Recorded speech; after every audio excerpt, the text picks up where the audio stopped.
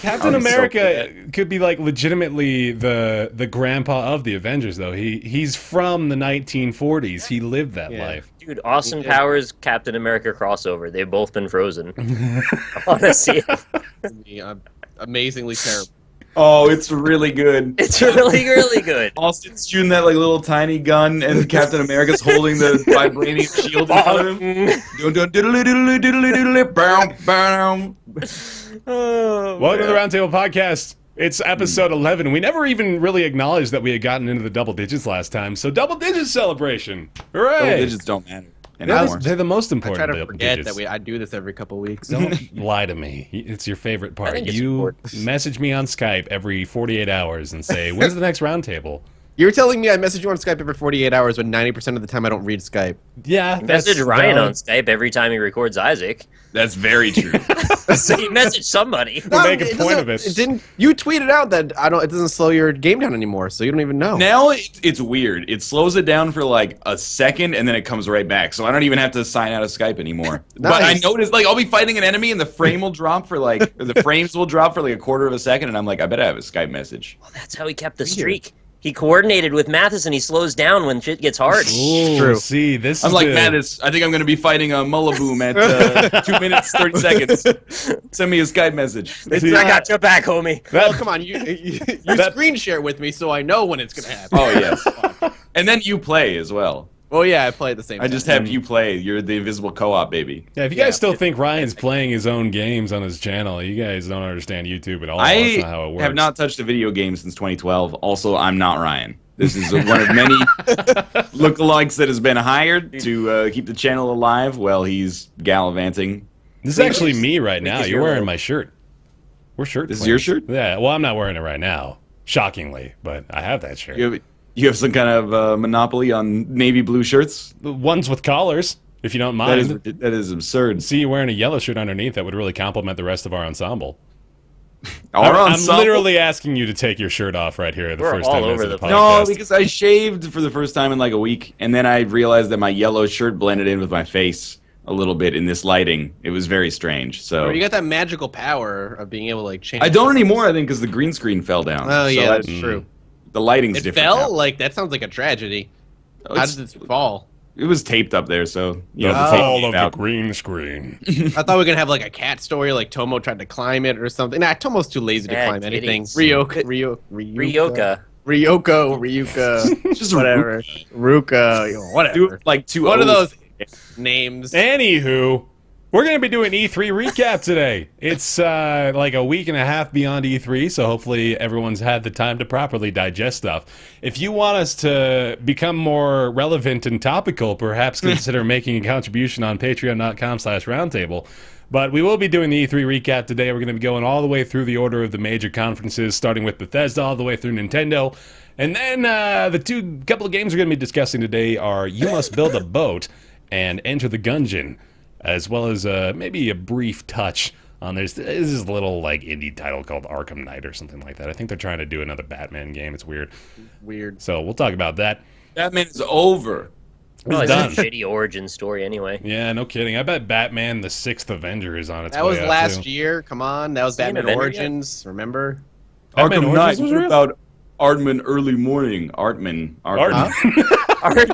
Artman. Oh, I rarely see you look down to the floor in defeat after a failed joke, but I... That could be a really cool like Devolver action game. yeah, Artman. Artman. Artman 6:30 a.m. We've actually got that to talk about with Sony. They got that weird-ass art game with the motion controls, but... The media That'll be molecule. later. Yeah, the media molecule. It's All not. kinds of mouthful. It's like difficult. But we start with Bethesda. We do start with Bethesda. Doom is coming back for Bethesda. That's the big news out of Bethesda for this year's E3. Yeah, it is. Is that It has Doom is making a return. Weird execution moves now, which I'm not sure how I feel about, but it looks solid. Looks like a fast-paced shooter, which I'm down with. Yeah. I was never a been- huge Doom fan, to be honest. So. Yeah. I was. It's been 11 years since Doom 3. Yeah. Holy Wow, has it been that long? shit, it's been Original a long time. Doom came out in like 1993. Okay, so it So the Doom reboot came out right at the end of like the original Xbox, right? Somewhere Because it around came out there, on that, yeah. and then they also ported it later with the the BFG edition, and there was an expansion I'm pack. sorry. My mistake. Doom 3 was not the last Doom. Oh, well, was it? Doom Okay, so 3 Doom- BFG edition was like Which is- 2012. Yeah, Okay. but that was just the game again. With, Yeah. Yeah. Doom, better stuff. so there was another Doom after that. No. No. Okay, so No. Doom 3 was the Between last. then and Yeah. now, yeah, I think that was. So Doom the 3 gap. originally launched on August 3rd, 2004. Yeah. But there was an expansion pack as well, which I Okay. believe Oh, would be it the doesn't count. last content then. When you come out with an expansion pack 8 years later. Really, what I we should remember- relate it to is Doom the film came out in 2005, so we've been waiting was for the Carl spiritual Urban. successor to that. Someone leaked me a clip of Doom the movie, and I've never seen it. And they had dubbed it over. They didn't do it, but the person that made the video dubbed it over with like this shitty kind of like terrible music.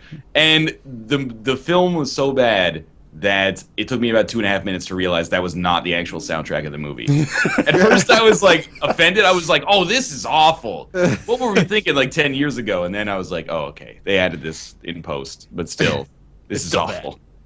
An actual notable element of the Doom information that we've been presented, though, is the fact that they will have a kind of modding pack available within the game. I think they're calling it, what are they calling it? They're calling it Snap Map, which is a catchy name. Going to allow people to, edit in and share their own arenas with folks. So that's pretty neat. That's huge for me. That's how I got started in being interested in all like the back end modding stuff, was dealing with Doom originally, Doom and Marathon, and then eventually Duke Nukem. So like this is a big deal to me. I hope it doesn't end up being as brown as it looked in the trailer, because they put a filter over the whole thing, kind of the way they did with Deus Ex with gold. And I saw somebody on a bunch of different websites, they had this picture that was like comparing with the filter, without it, and without it looked so much better. But Well, if yeah, there's modding, before it's all these like vibrant neon colors, like pastel pinks and greens, and then they gotta put an cut that out. Instagram filter over it before they go gold. it was like monochrome brown almost. But I hope they get rid of that. You tweeted something pretty recently showing off like the very detailed, intricate lists of things that you would map out when you're trying to mod stuff for Meat Boy. Oh yeah, I got the shirt on too. Oh, yeah, look at that. Hey, I got that shirt. It's a good shirt. We're all being yeah, shirt twins today. I had this big old list when I was working on my last Meat Boy chapter that never actually got published, and it was like how I wanted the flow to go of the challenge. So it was like introducing different mechanics and then expanding on those mechanics. I got kind of down the rabbit hole of that. That's awesome. That's cool. Man. Yeah. That's Pretty sick. that is a man who, were he not able to find a successful niche within the media crowd, may very well have ended up making Oh, level levels and design would such. be super down my my forte. You can if that's still the do thing. it, man. You can totally do it. I hope so. Apparently, an Elder Scrolls card game is coming around as well. The Elder Scrolls Legends. I'm all in. Are you? Perhaps surprisingly, I played a lot of Hearthstone until I burned out on it. Oh, which is really? I fairly didn't know normal. Back in the beta of like October 2013, I was. That's how you got famous. Yeah, that was back when That's- Hearthstone yeah, was they- blowing people up, right? That was when it was like people were like messaging everybody on Skype. They're like, "Yo, you got an invite code? Yeah. You got an invite code to No, Hearthstone?" I will straight up suck your dick to play Hearthstone. And yeah, I mean, I had a lot of fun with it. I kind of fell away because I forget who said it. It might have been you that said like following the Hearthstone meta is like a part-time job now because of the speed at which it moves. But I've been playing some Gwent, and I'm totally into a fantasy-themed card game if it's not shitty. I can't be cynical about it. I've never played really any of the Elder Scrolls games except for a few hours of Skyrim, but if it's good, I'm into it. I don't really care. I never played WoW either, and I loved Hearthstone, so... I think Gwent was really just such a grassroots movement to see whether or not people are interested in a genuine competitor to Hearthstone at this stage, and that's working.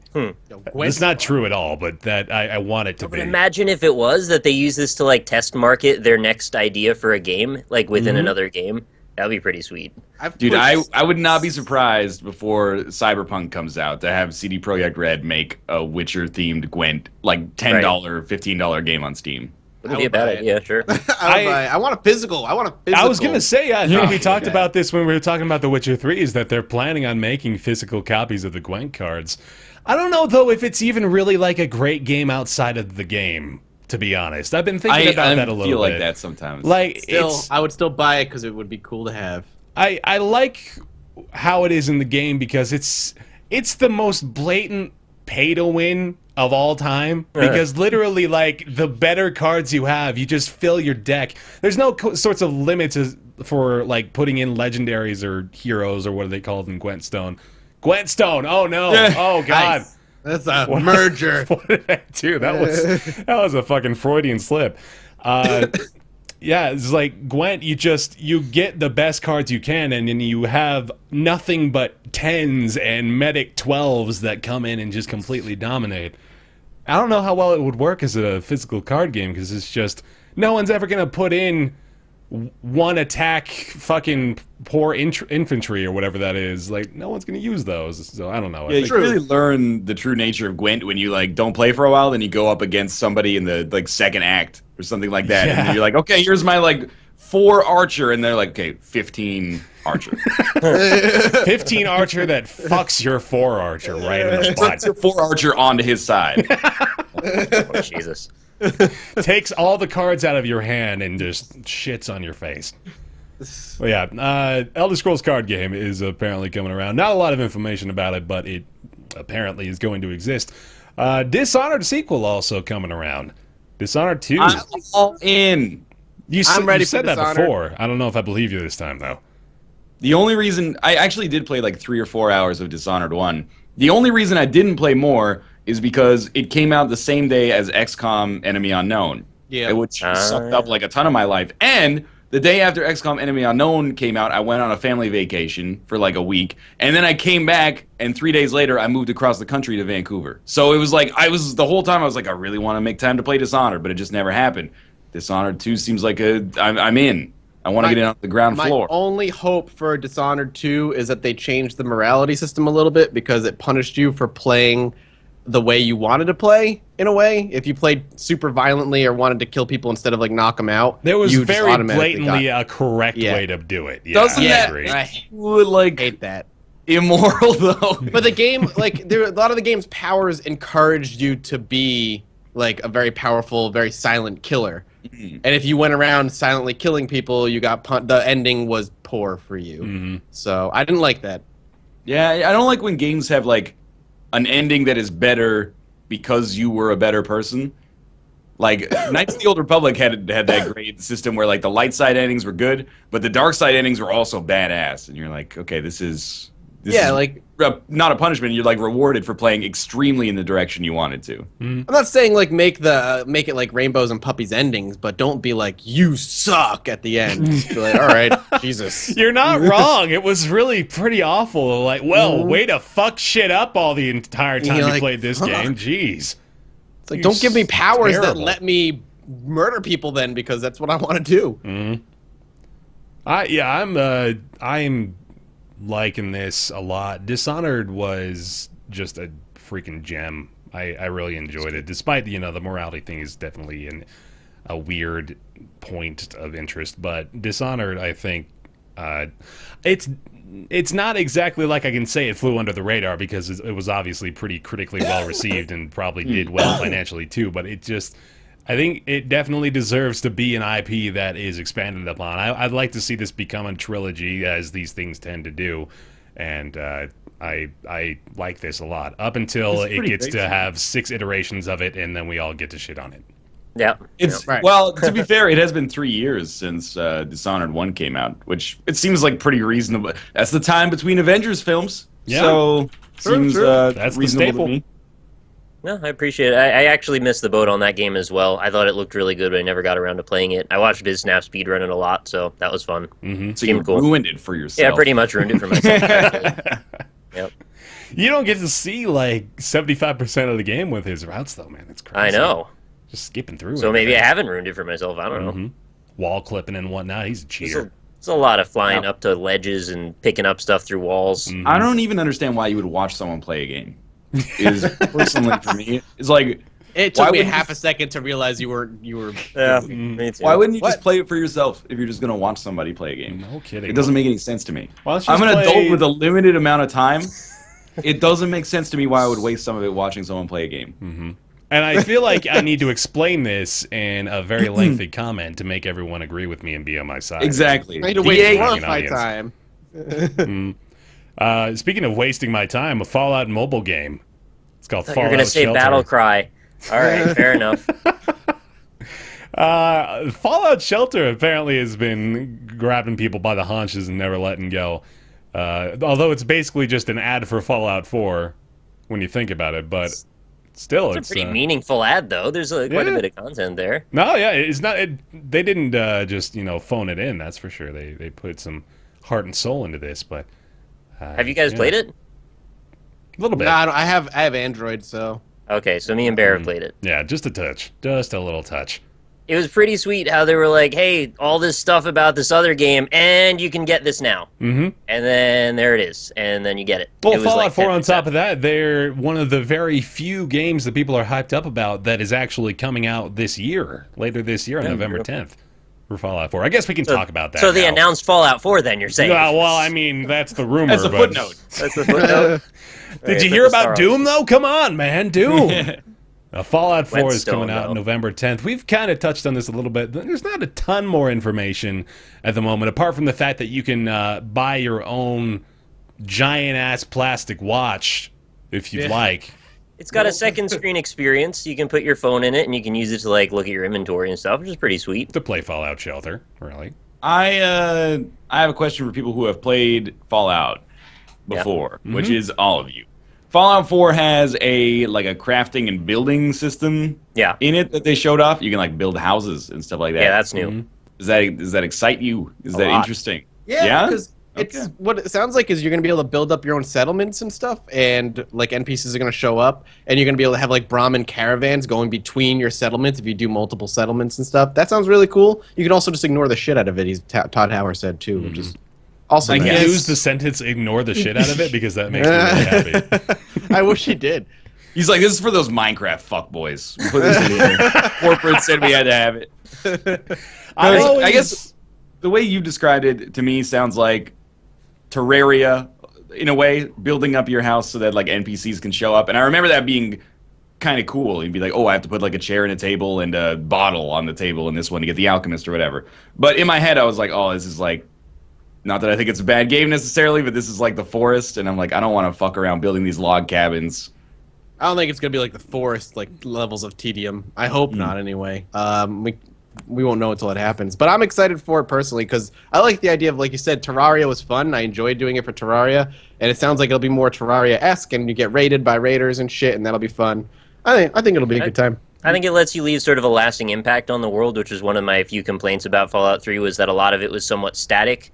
Granted, you can loot every freaking item in the game, and that lets you clear out areas, but you could never really just build a thing and have it be yours.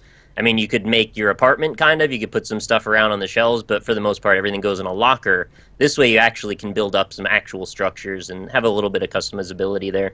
I like that from what I've seen, it isn't just, gather 5 planks of wood and 2 boulders and build a bank. That's not really how it works.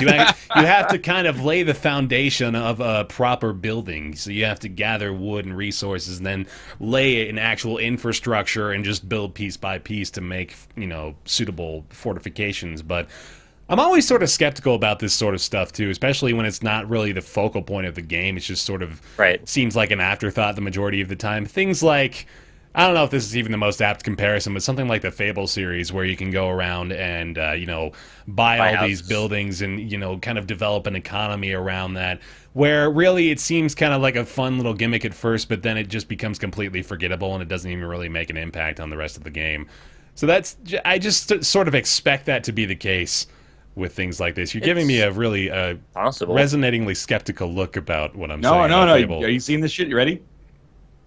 Oh. You found a new way. Sorry again, audio listeners. Okay. You're missing out on the magic one more time. We have to do this every time. It changes from a light red peach to a yellow. I much prefer this. This makes it look like I'm alive and well. This is the Fallout. But yeah, at first I was like, man, I look really sick on the video today. And then this look. Oh no! Stop. Oh no! Oh God, it's like when you sit too close to the TV for too long, you're gonna be permanently ill-faced. It's just jaundice though. Oh no. So You could wear your yellow shirt if you kept it like that, though. I think it's stuck now in the wrong direction. Shit. You broke it. This is the Fallout 3 filter that's on right now. Oh. Yeah. Oh shit. Anyway, Hello, traveler. yeah, it's I want it to be awesome, and I like what I said. I like that it seems to be kind of focused around the fact that you're not just going to be able to build a fucking Tudor manor out of some sticks that you found down by the creek. You can just make a foundation out of stuff that you get and hopefully build something to your liking. So looks kind of neat, but I ultimately think it will just be forgettable once. But what about the it comes crafting around. system? That's going to be a much bigger thing. I'm I've excited spent for the crafting system. Yeah. hours and hours hoarding meaningless objects just to have cleared out all the areas. Now you can break them down into little bits, use them to power up your weapons and armor. That seems awesome to me. Really customizing your weapons and stuff. I'm for it. I guess I'm just not the kind of guy who gets excited about spending more time in my inventory.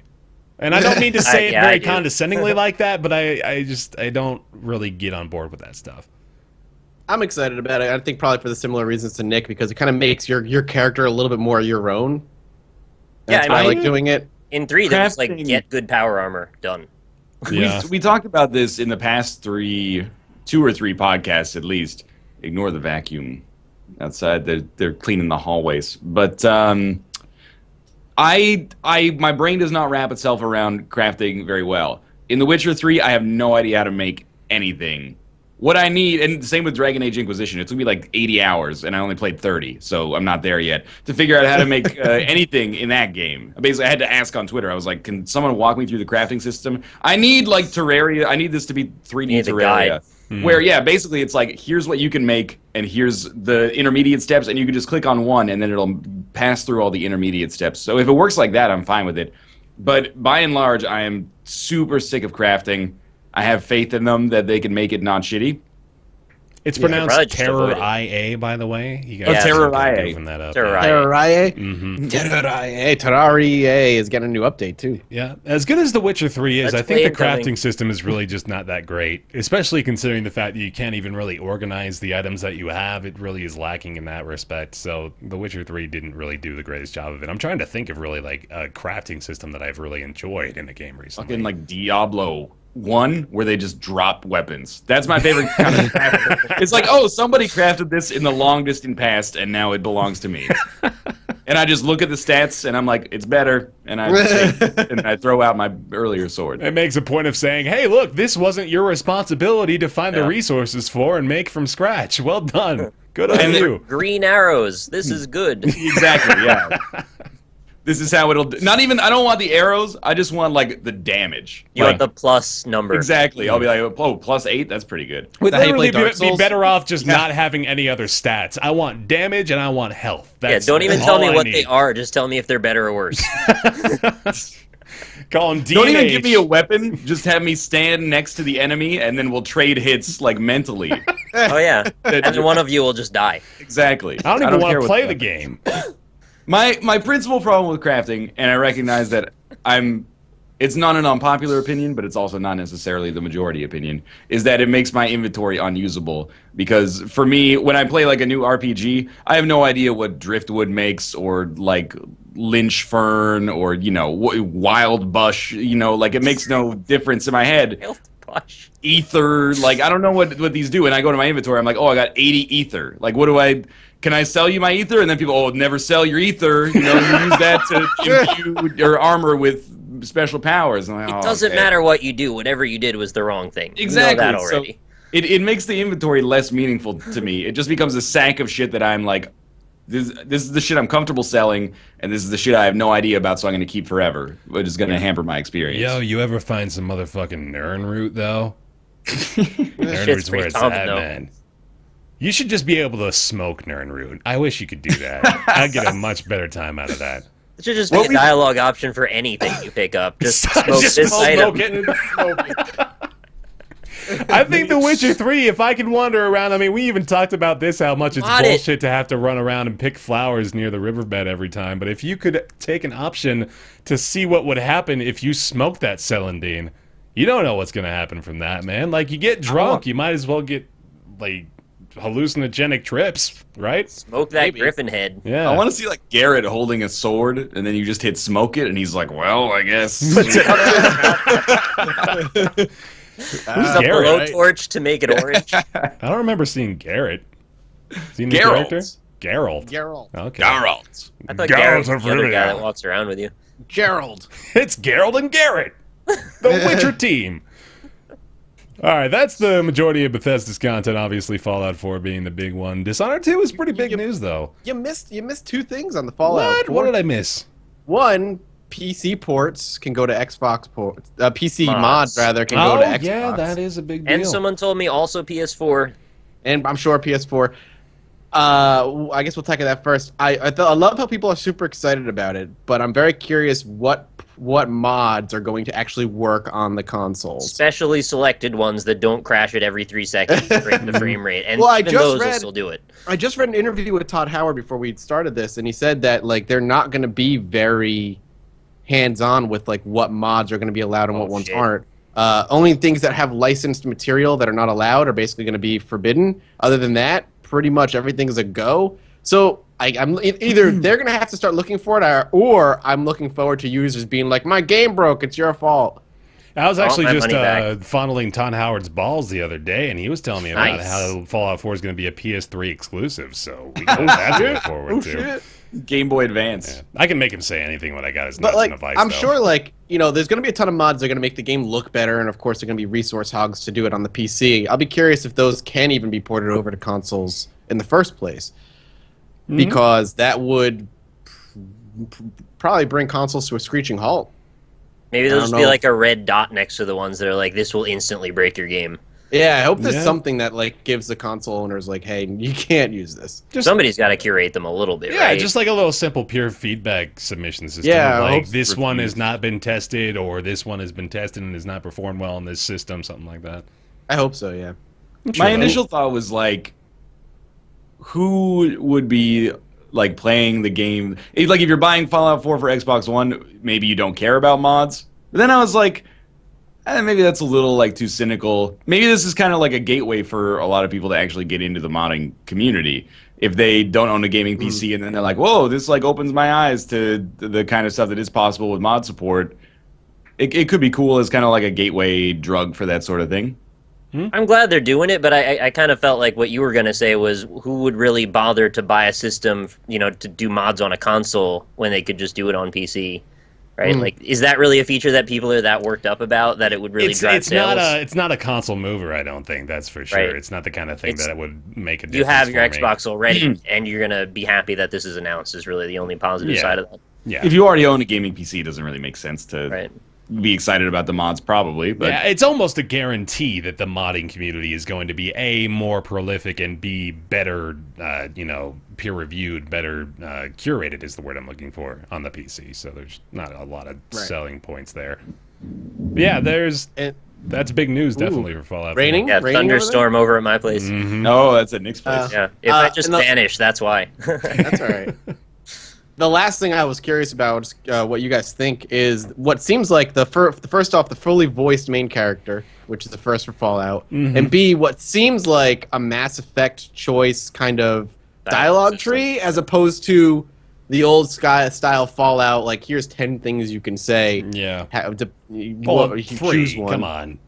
Wasn't like they had dialogue Are you trees, kidding me? fucking extensive branches. There were Fallout- 3 at the Fallout New most every Vegas time. No way. Especially if like you had like a high charisma and had special items. There was always special things you could choose on top of Yeah. like the 3 or 4 normal I ones. see what you did there. Special. Yeah. Special.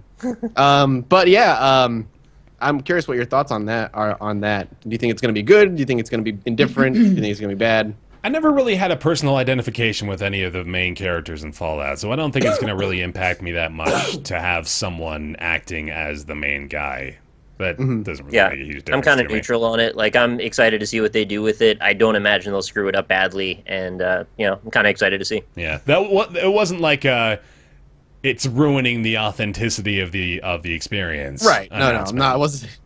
Yeah. So- wasn't I think like- that's the only angle you can really be upset about it. Yeah, for. exactly. You can't really think, oh my god, they're making the protagonist voice in Fallout 4. What a fucking It's over. Game what a that's fucking not Fallout sellout thing to anymore. do. Yeah. It's not I don't Fallout. sound exactly like the main character, so I can no longer envision myself as the main character. This whole post-apocalyptic scenario really lost all of its merit for me as soon as I found out this dude had a voice. What the fuck? I played Dragon Age Inquisition as a dwarf female warrior who had like a David Bowie, Ziggy Stardust haircut and the star tattoo over her eye. And they ruined it for me. Honestly, by letting me do that, they just ruined the whole experience for me. No, yeah, I don't think it's a big deal at all. So yeah, Fallout 4 November 10th. That is Bethesda in a nutshell. They got Doom, Dishonored, Fallout. Pretty much what they got going. We're all going to be playing Fallout, right? When that comes out. Obviously. I think so. Yeah, probably. You need to. Well, have you made your decision of whether or not you're going to start out with 3 or New Vegas? No. I'm gravitating towards New Vegas. All right. I had no idea that people were so vocal about. I which know. one I they like saw. better. It was wow. Apparently, we're shitlords thinking Fallout 3 is the really missed defining that. experience. Well, I mean, it seems like it's a pretty even split. New Vegas Does just it? appeals to me more because it's newer. Oh, I thought a lot of So. people were saying Vegas over 3, but I saw play Fallout 3. It's pretty good, and then I saw play New Vegas if you don't want to be a fucking asshole. Yeah, that's how it sounded. Yeah. Moving on to Microsoft's press conference. Guess what? Halo and Gears of War, guys. Stoked? I am. Kind of Definitely. excited for the remake of Gears of War 1. Yeah? That seems cool. I saw like Gold Glove was playing it on Twitch last night. What's up with that? He's So gold was, glove, man. Early access. Oh, Yeah. Not I like don't- not early access, but press early access. Maybe I was cynical about the Microsoft press conference, and people were being like, "Well, it wasn't bad at all. It was great." And I just was like, I did not care about basically any of the games Microsoft were Okay. showing off. how did they get to great? I think it was fine. How could they do better by Xbox fans? Was my perspective. I Like, guess, yeah. I they guess it's announced like it's very Xbox. It was very Xboxy in that it was first-person New shooters and sports. Forza, new Forza, Cars, Forza yeah. 5 is good. That Lambo though, that was on stage. You Yeah, gotta on- give it a second for the optimism to let the light shine through, Mathis. They put a car on stage. That is ridiculous, okay? They've done that You- more than once, though. They have. But it was a It very does well expensive for car. them. Like that's They that's their can't drop it target down audience. from the ceiling as though it's like this grand revelation. It's not like, oh my god, they put a car on stage. It's like, oh my god, they put a car on stage for the 3rd time. Whoa. Here's your choices. You can either have a car come down on stage for 15 seconds, or you can have like the lead designer of Forza come on and talk about how they've modeled like manual transmissions accurately for half an hour. No, You would I'd think take that the people would Kinect actually option. give a shit about that, though. Inspect the carbon fiber with your virtual hands as you walk Yeah, around. they did that. Yeah, right. Let's see. Where was the It's- Kinect support? Yeah, where's the next? These are all red herrings. You're not talking about the announcements. It's just like latent hatred The and problem is annoyance of the Microsoft. announcements were fucking boring. They are if you're not into that All like Xboxy type aesthetic. We went way There's down the other end. there's one definite saving grace, I think, and that's the fact that they announced backwards compatibility. That was pretty freaking big. Yo, that shit's Yeah. impossible, though. Mm-hmm. It was great until I found out there were 18 games supported, and then like Oh, maybe God, by yeah. the end of the year. So like I None would've of waited which are till at they had all a- interesting. The ones that they've so far announced is Well, I'm possible guessing you backwards can play like compatibility. Halo 3. I don't actually remember. don't I think it was. on- Mass Effect was definitely on Yeah, there. Both mhm. Banjo-Kazooie. Some of them were in the rare pack that they're selling also. So like Sweet. they already made the emulation for the rare pack, and then they're also putting it in that. Super Meat Boy. Boy was in there. Yeah. I guess the problem is there was just no XHD. variety. There was no variety in the announcement. It was just shooters, more What? shooters, cars, and sports. What annoys me about this is that if Nintendo had followed the exact same philosophy that Microsoft followed of announcing new versions of everybody's favorite franchises from that manufacturer, people would be saying, "Oh, Nintendo like won the E3 conferences this year," maybe with the exception of Bethesda. The difference, though, Ryan, is that Nintendo's franchises are varied and different.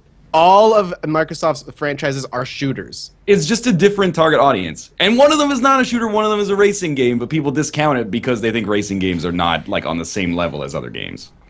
Well, I think Actually, it's a that's little an bit more of an- interesting point. Is the fact that I never really consider the amount of work and development cycles that go into racing games. I always just see it's another racing game. So I would be Right. interested to hear from the perspective of somebody that's maybe like an avid racing game enthusiast of what sort Forza 3 was the last one that came out, or 4?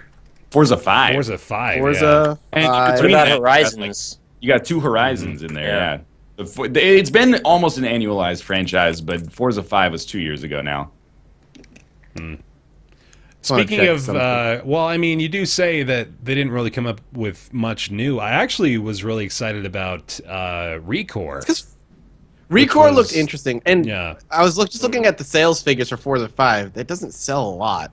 Globally, it sold 1.96 million copies. It was a launch title for the Xbox One, which most Yeah, people we'll would say- say has probably not hit its stride Yeah. yet. Let's to see be what fair. Forza 4s were. If you like look at Forza Horizon or something like that, it's Forza 4 million copies, Yeah. all globally. probably on All 360. on 360, correct. I mean, My that's- thinking is like alright. I agree that nothing Microsoft announced, even as someone who likes Forza 5, I'm not going to be buying Forza 6 or whatever, Forza 5 2, I forget what they were even calling it. But I do think that this is a conference that does right by people who like the Microsoft franchises. Now, admittedly, if you look at like they have the 5 pillars that they have as like their announcements. Tomb Raider, Rise of the Tomb Raider is multi-platform, so that doesn't seem that big. Fable Legends, or whatever the name of the Fable game was, I'll believe it when I see it. Forza is a racing game. Then there's the new Gears of War and the Gears of War remake. There's Some that people are into pirate it. game. Some people are into it, some people aren't. And Halo 5, which I think people are deservedly somewhat skeptical of because of Master Chief Collection. Yep. But I do think the announcements make sense from an Xbox perspective. I didn't think it would, and they didn't focus on TV or, you know, the NBA channel or anything like that, so I don't think I don't want to I give them think any that- credit for not doing that, though, because they just shouldn't be doing that in the first place at E3. It was feel like- games. and- People asked about games. Aren't they behind the 8 ball still as far as sales are concerned? You feel like they should be trying to reach out a little bit further beyond their core audience if their core audience is not believe enough. that in April and May, the Xbox One outsold the PS4. In Europe, though, right? I thought it was in worldwide. It was NPD April. It's like they backpedaled so much, though. I feel like I do want to give them a little bit of credit for at least going in a better direction. So it's like they probably had to refocus the whole company after, like, well, Kinect is a bust. What do we do now? Oh, right, we got to make games. Yeah, yeah. nothing about the Kinect this year, by the way. I don't think Thank I God. literally I'll give 'em saw that. anything about Nice the Kinect. job. Yeah. Thank And I'm God. still happy they are doing BC on it. Like, the backward compatibility is a good thing. They just needed to maybe get it a little further along by the time they announce it, I thought. Yeah, I'm excited for them to say they have announced that the Xbox One will play 360 games, and then 6 months down the road, oh, it actually was literally impossible. We thought we could do it, but Right. no, yeah, we can't do it. Sorry. Instead, you can just buy them online Yeah. and stream them for you. Yeah, if you own a 360, you can do You can play in-home 360 streaming through your Xbox One. But They did actually say that at one point. They're like, well, I don't know why anyone with an Xbox One would want to play 360 games. They could just buy a 360. So, It's an old corpse that it keeps getting dragged up. If anything, and I'm not trying to shit on anybody for this, but it shows how much damage E3 2012 did to Microsoft, or E3 2013 did to I fully Microsoft. embrace that. yes. That it is fully destroyed their image for like savvy core gamers, because core gamers are people who will play stuff on Xbox One and be okay with it. But people who are really savvy and follow industry news and stuff like that year did so much damage to Microsoft that the one thing I will agree wholeheartedly is that they are not doing enough to be like, we're not that same corporate culture that we had in 2013.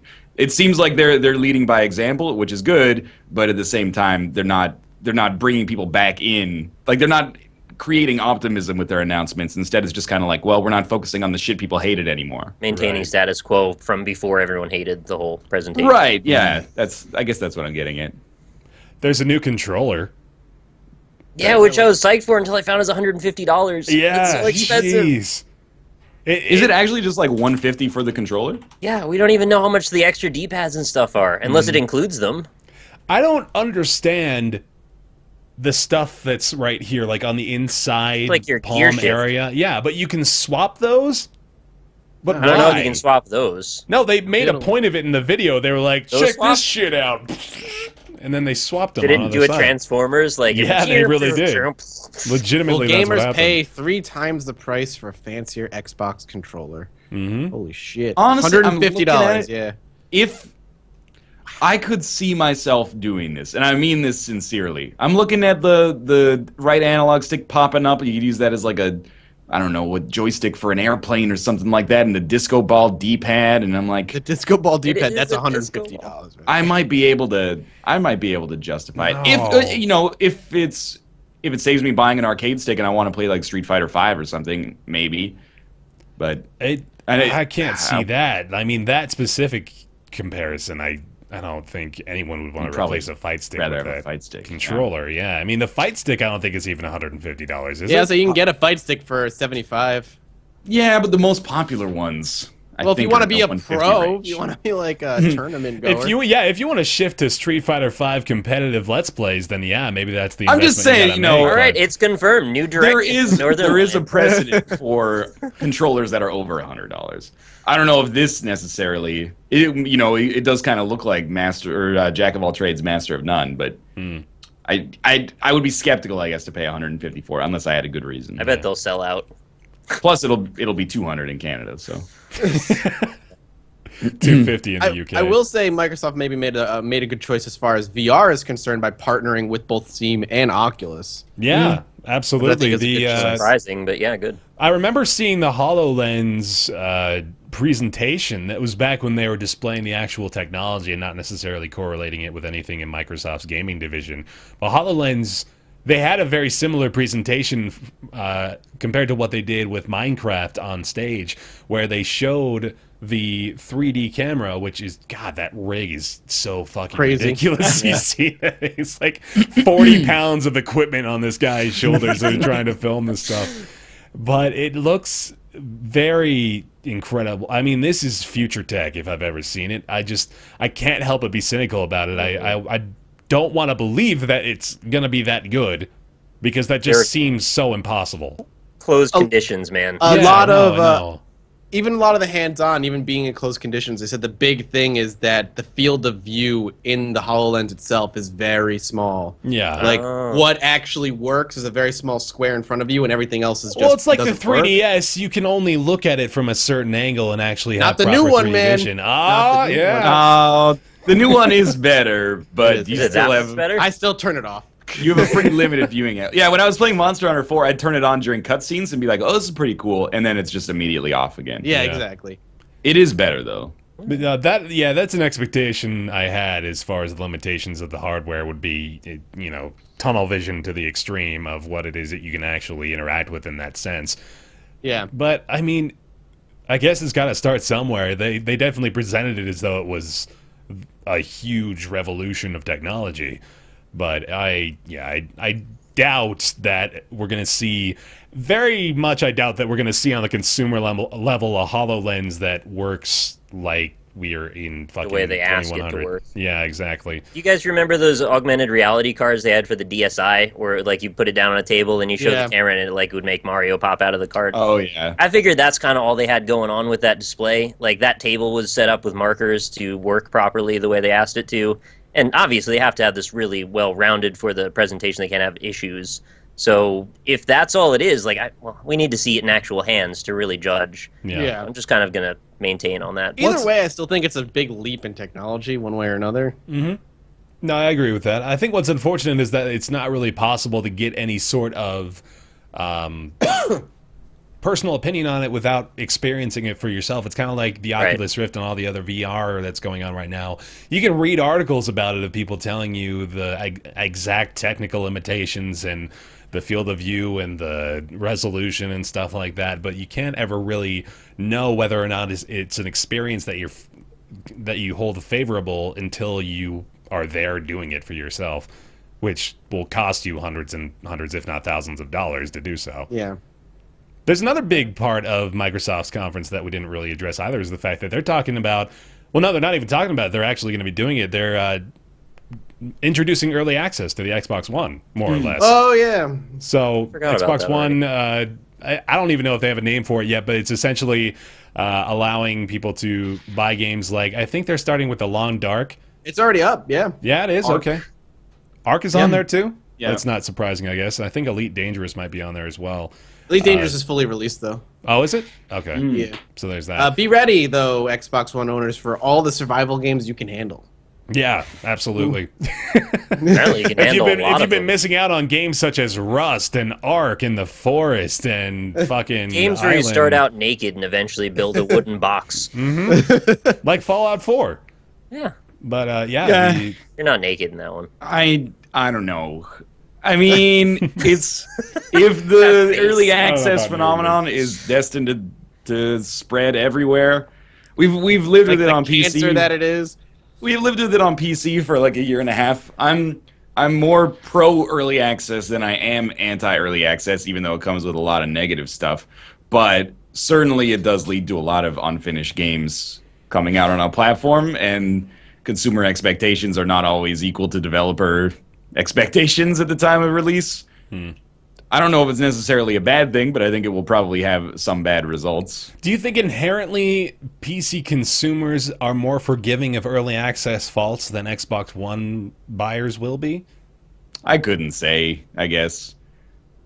I know I don't want to be a customer service rep that's dealing with people that want their money back for it. That's I agree with what that. I know. I hope they have an idea of, a refund system to accommodate to that, or they're at least blatantly obvious about the fact that these are early access titles. I mean, Yeah. Steam has the little blip underneath the sale page that isn't even really Right. at the forefront of anything that says this is an early access title. I really hope that the beta program, whatever they end up calling it on the Xbox One, has almost even maybe like a warning page, a landing page before you get to the actual storefront of these titles are not done and should be treated as such. I think Steam honestly could do a better job of that. I don't think the little blip of information is enough below the screenshots and videos. I think they need to kind of make that a lot more apparent, a lot more evident. A lot of things they need to do with it. Yeah. But yeah, that's big news. And other than that, yeah, they got Forza, they got... Oh, there was that Rare thing, the Rare Replay Collection for a whole bunch of old Rare titles like Conker's Bad Fur Day. I think it was like 30 in total. Yeah, something like that. Yeah, that's cool. 30 games for $30 for old Rare games. I was a little not stoked on it while we were doing the Roundtable live stream, which you can catch on twitch.tv/Roundtable Podcast VOD if you're interested in seeing that. There you go. But yeah, it's kind of neat. I think 30 games for $30 is a pretty good deal. I'm assuming it's just going to be, emulated and upscaled to 720p or 1080i. But, a lot of these games people aren't going to be interested at all. Like, are you interested in playing Slalom? That one might not be worth $1. Or, Cobra Triangle. Maybe the name there. I'm into that one. That's got a triangle in it. What about RC Pro-Am and RC Pro-Am 2? Oh, yeah, man. RC Pro-Am 2. They waited 5 years, but they finally fixed all the issues from RC Pro-Am 1. But honestly, for Battletoads, Banjo-Kazooie, Perfect Dark, Conker's Bad Fur Day, Killer Instinct, Gold, Jet Force Gemini, Blast Corps, Grab by the Banjo-Tooie, Ghoulies. I'm not really including Grab by the Ghoulies, but you can if you want to. I think it's pretty okay. Yeah. I'm not saying I will pick it up, but it was maybe the game out of the conference that I was most likely to pick up. The 30 games span 25 years, which is pretty outstanding that they actually managed to, format all those games into one package. I wonder if there's going to be behind the scenes like commentary or anything about the process of putting these games together and curating them, because I'd be almost more curious to watch that than I would to actually play, because I own mostly all of those games already. The compilation also includes bonus features. A documentary feature, Rare Revealed, has Done. over an hour of footage describing the history of the studio and the development of several major games. May have just made a sale. Thanks, Bear. Yeah, I I feel work for like Rare. it's $15 of value for me comes in being able to play the original Perfect Dark with dual analog controls on my TV. Yeah. Instead of having to fuck around with the R button. You think it's gonna be dual? You think it's gonna be dual analog? Oh, absolutely. If they come out with it and Perfect Dark does not use dual analog controls, they did not play test it at all. Like, there is no way. All right, we'll see. Leave a comment. Let us know once it's out. Did they fix that? Yeah, that's August 4th, so we'll wait a If little they while. do not do that, I can't fathom that world.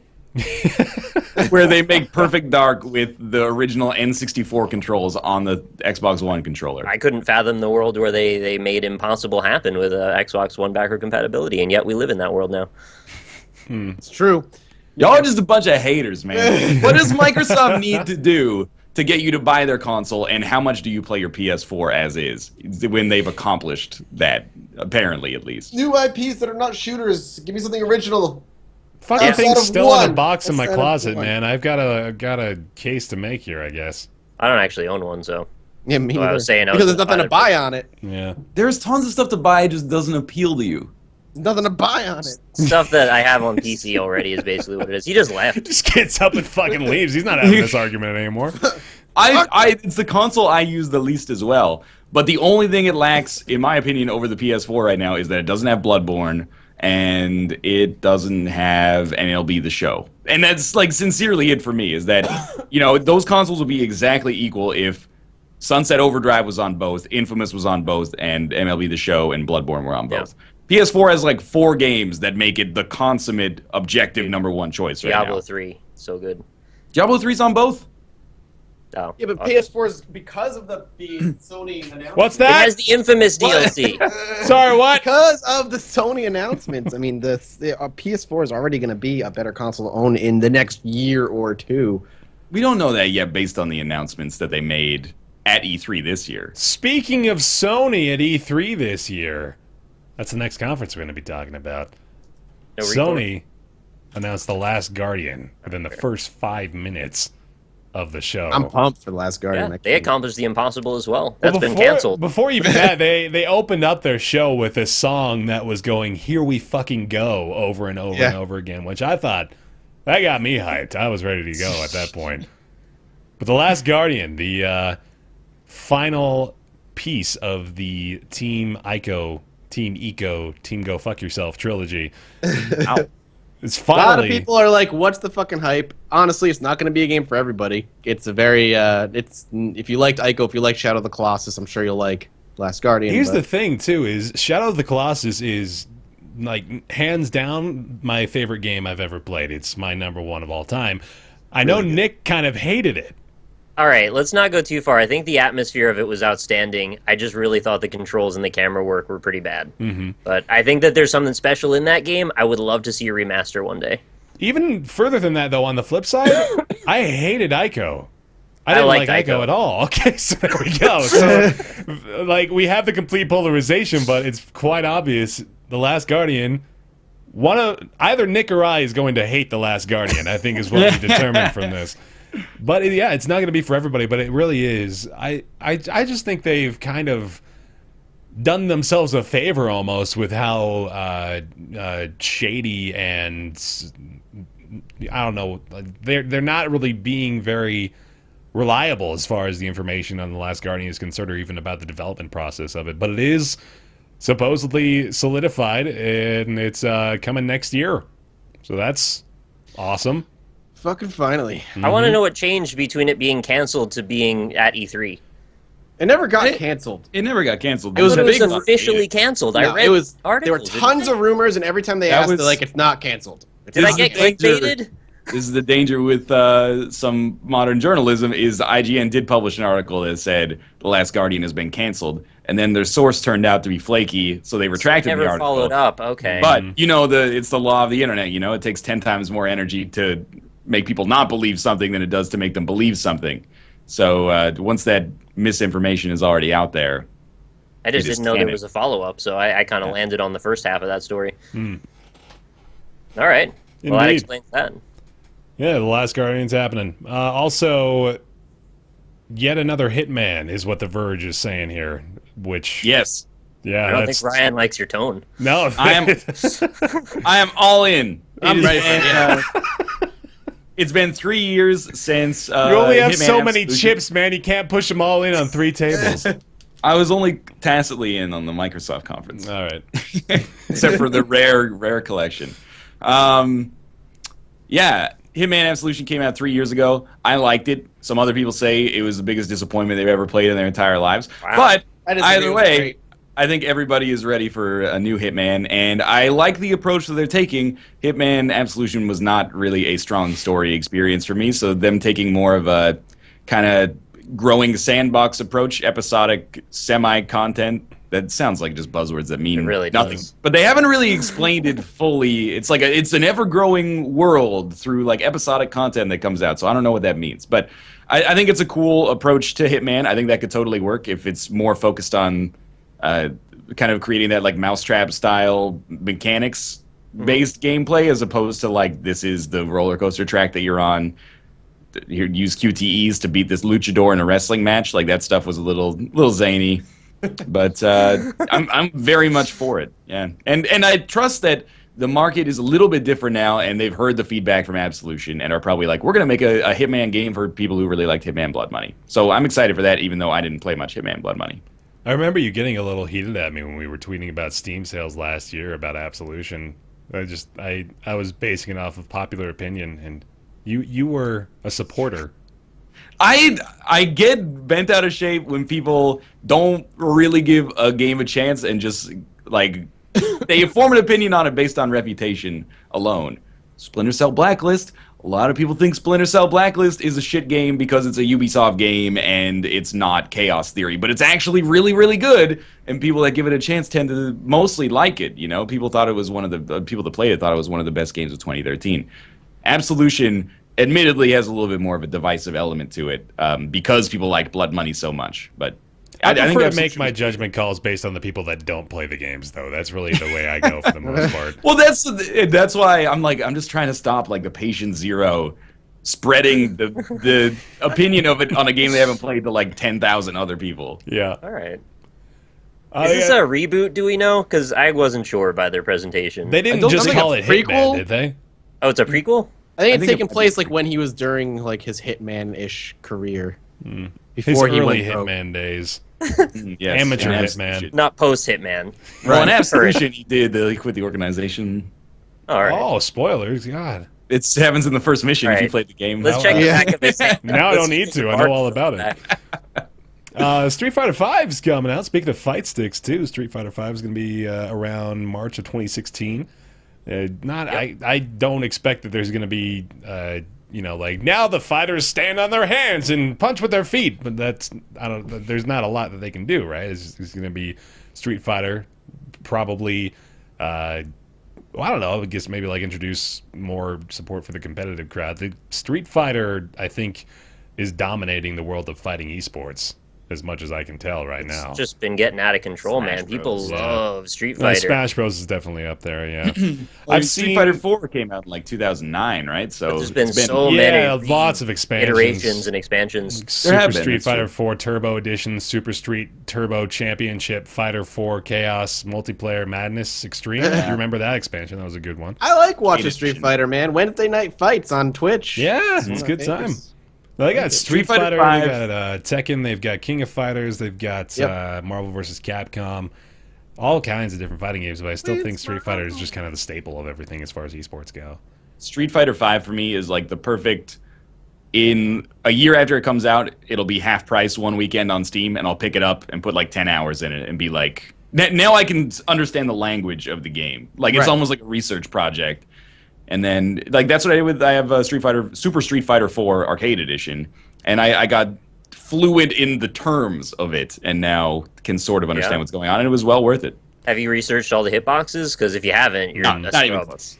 Also, I use FADC all the time, and every time I use it, people are like, that's not how you use it properly. So, fair enough. But at least I know what an FADC is. Yeah, step ahead. I'm gonna come clean and kind of break myself down to the smallest parts here for a minute.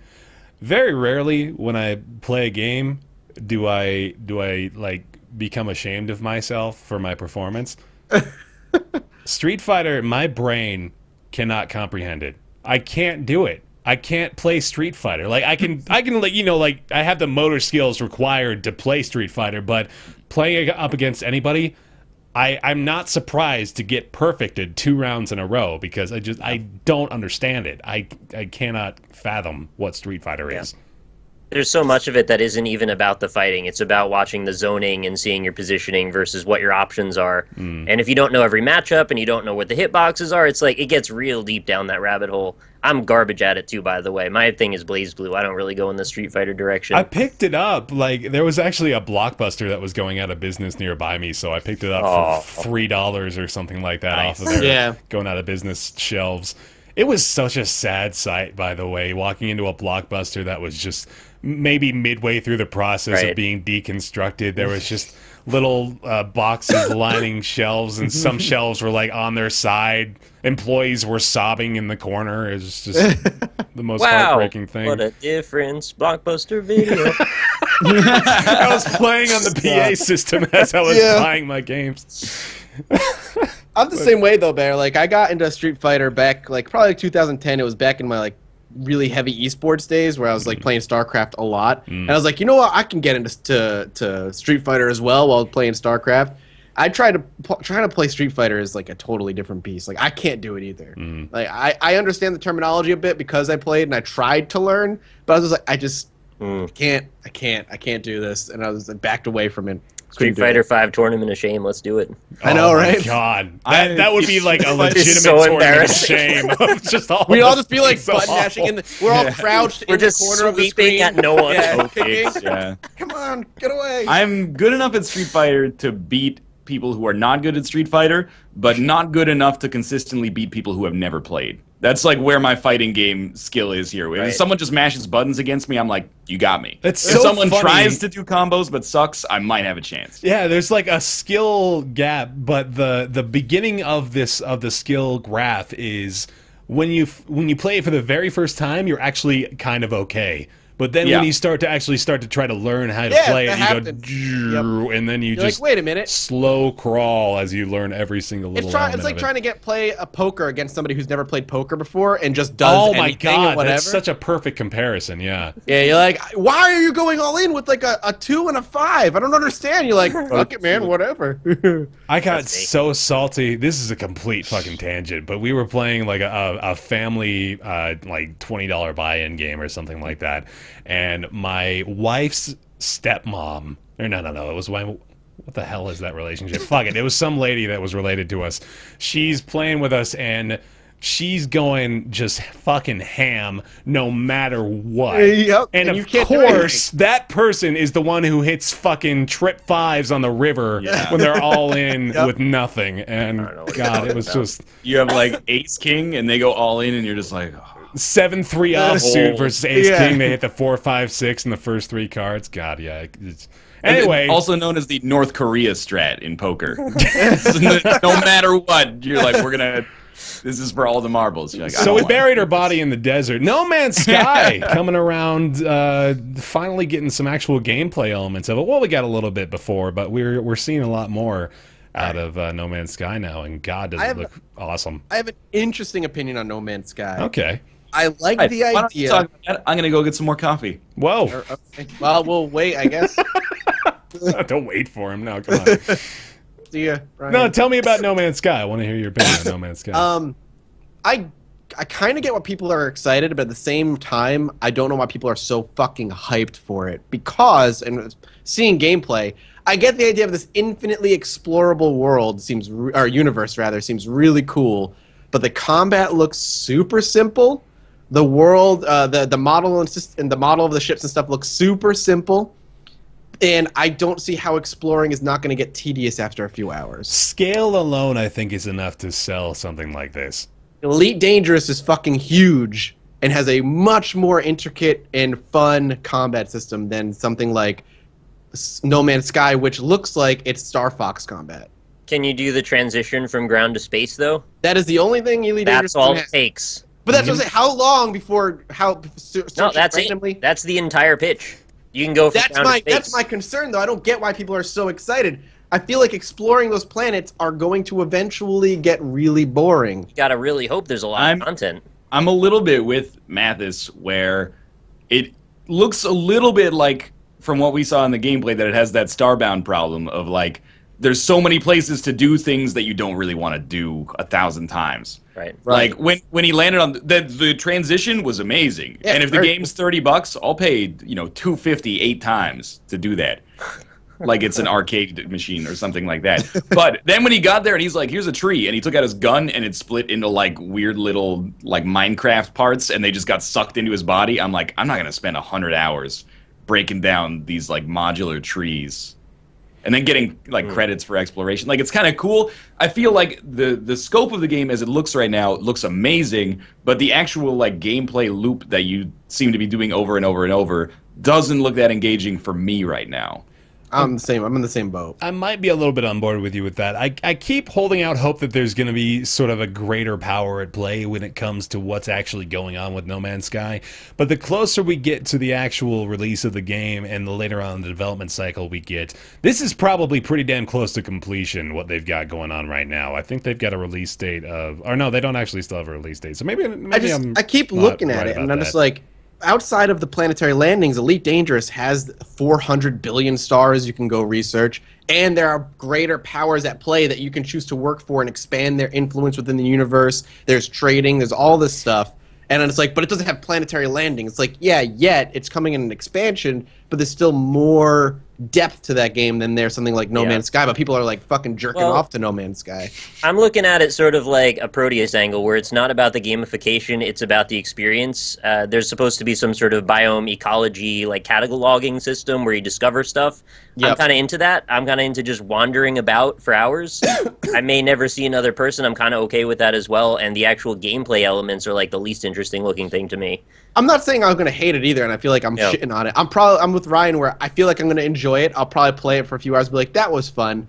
But how long before I'm just like, and I've done this 100 times? I totally get the Starbound comparison. In fact, I'm probably on the same board with that same thing. I just might be a lot more amused by the visuals in this, whereas Starbound is like, all right, I get the idea. Yeah. It is rare as well for a game to create kind of that sense of wonder that also existed in Starbound. Even though Starbound gets shit on a little bit for being kind of like a really long, shallow pool, like it did, at least for the first like 10 or 15 hours, there was that incredible sense of like, this is new, and like there's a sense of discovery. Yeah, anything could happen. And I feel like that will exist probably. The way that it looked is like it would exist in No Man's Sky, where at first you're going to be just like overwhelmed on a sensory level of like, there's so many possibilities to do. But I just, the micro, like what you actually do when you land on a planet looks kind of boring to me. What is notable is there's actually a GTA-style wanted level system built into the game. They, I don't know if they really revealed it, but they are showing this off now with E3 demos. I don't even know if they have a name for it at the moment, but it is very much just the GTA wanted level of basically 5 stars. And you increase that by interfering with the local fauna, the vegetation, the wildlife around the planets that you explore. And if you start to interfere too much, there will be these sort of sentinel beings that will come and try to take you down. And I guess there's just sort of a universal force at play that's trying to maintain the balance of ecosystems across these different galaxies and planets. So that is pretty interesting. And that's what still sort of gives me lingering hope about the fact that there's maybe a sort of idea of... You know, I don't want to try to make it into like this intergalactic combat regime thing that's going to happen, but I want to believe that No Man's Sky will have a greater purpose as opposed to go to this planet, explore some stuff, get some credits, go find another one, which admittedly does not sound like it would hold my attention for very much longer than like an hour, really. You want to talk about crafting systems that are a little hard to wrap your mind around. According to this article, 10 things we learned about No Man's Sky, you can literally craft items on an atomic level by using blueprints you find in the game.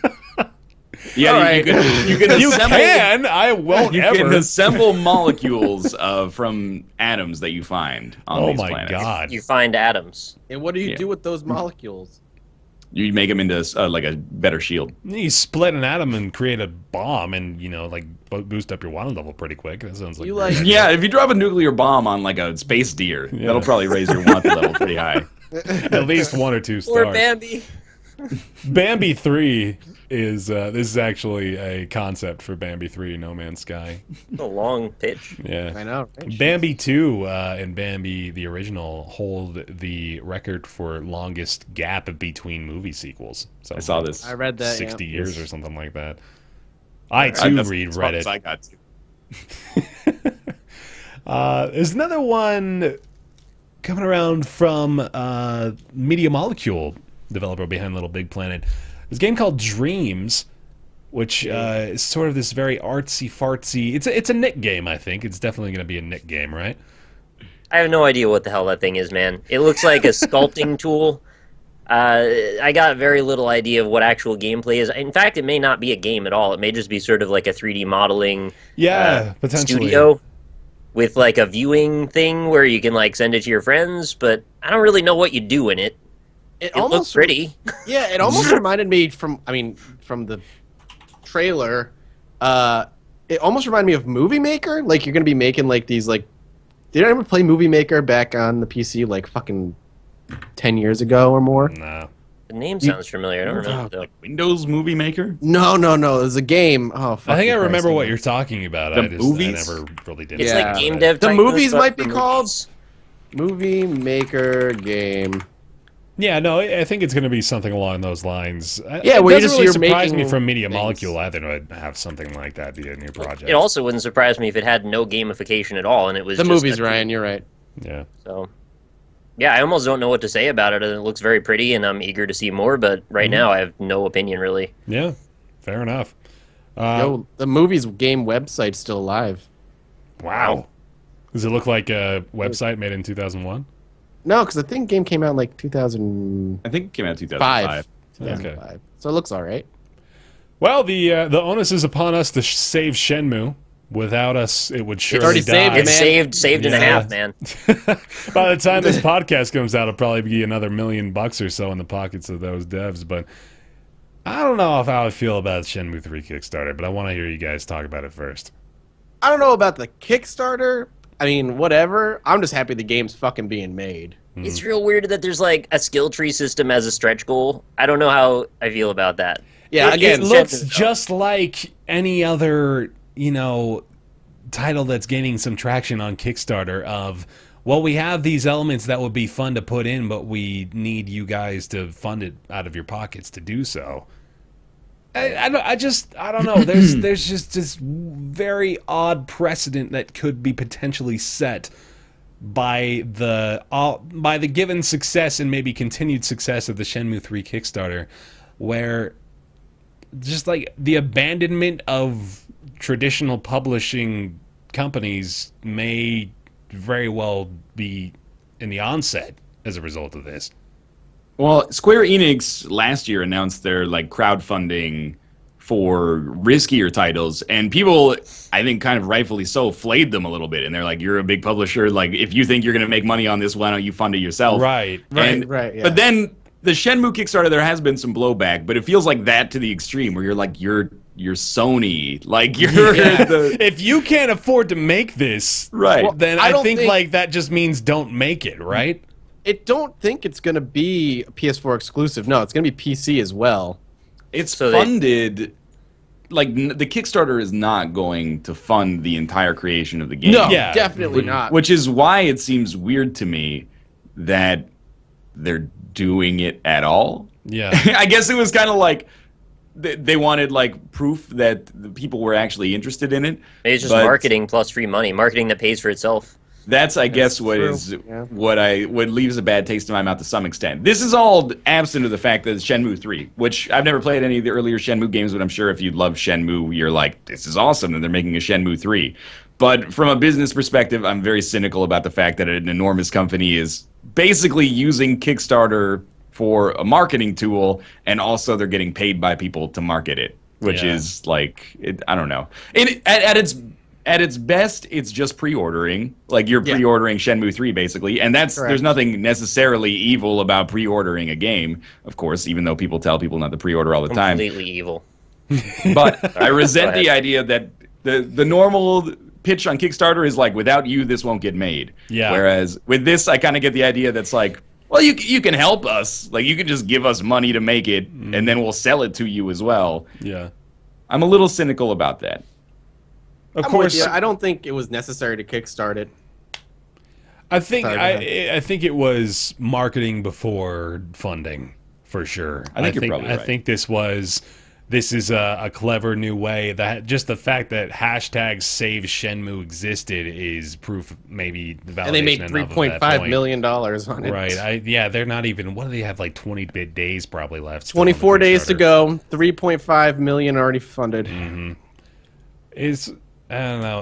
I can't feel good about it. You know, absent of the Shenmue game in general, I think any number of titles you could put in its place, so long as they're established franchises. Like, imagine. Oh my God, this is probably a pretty radical comparison, but imagine a Ubisoft Kickstarter for the next Assassin's Creed game.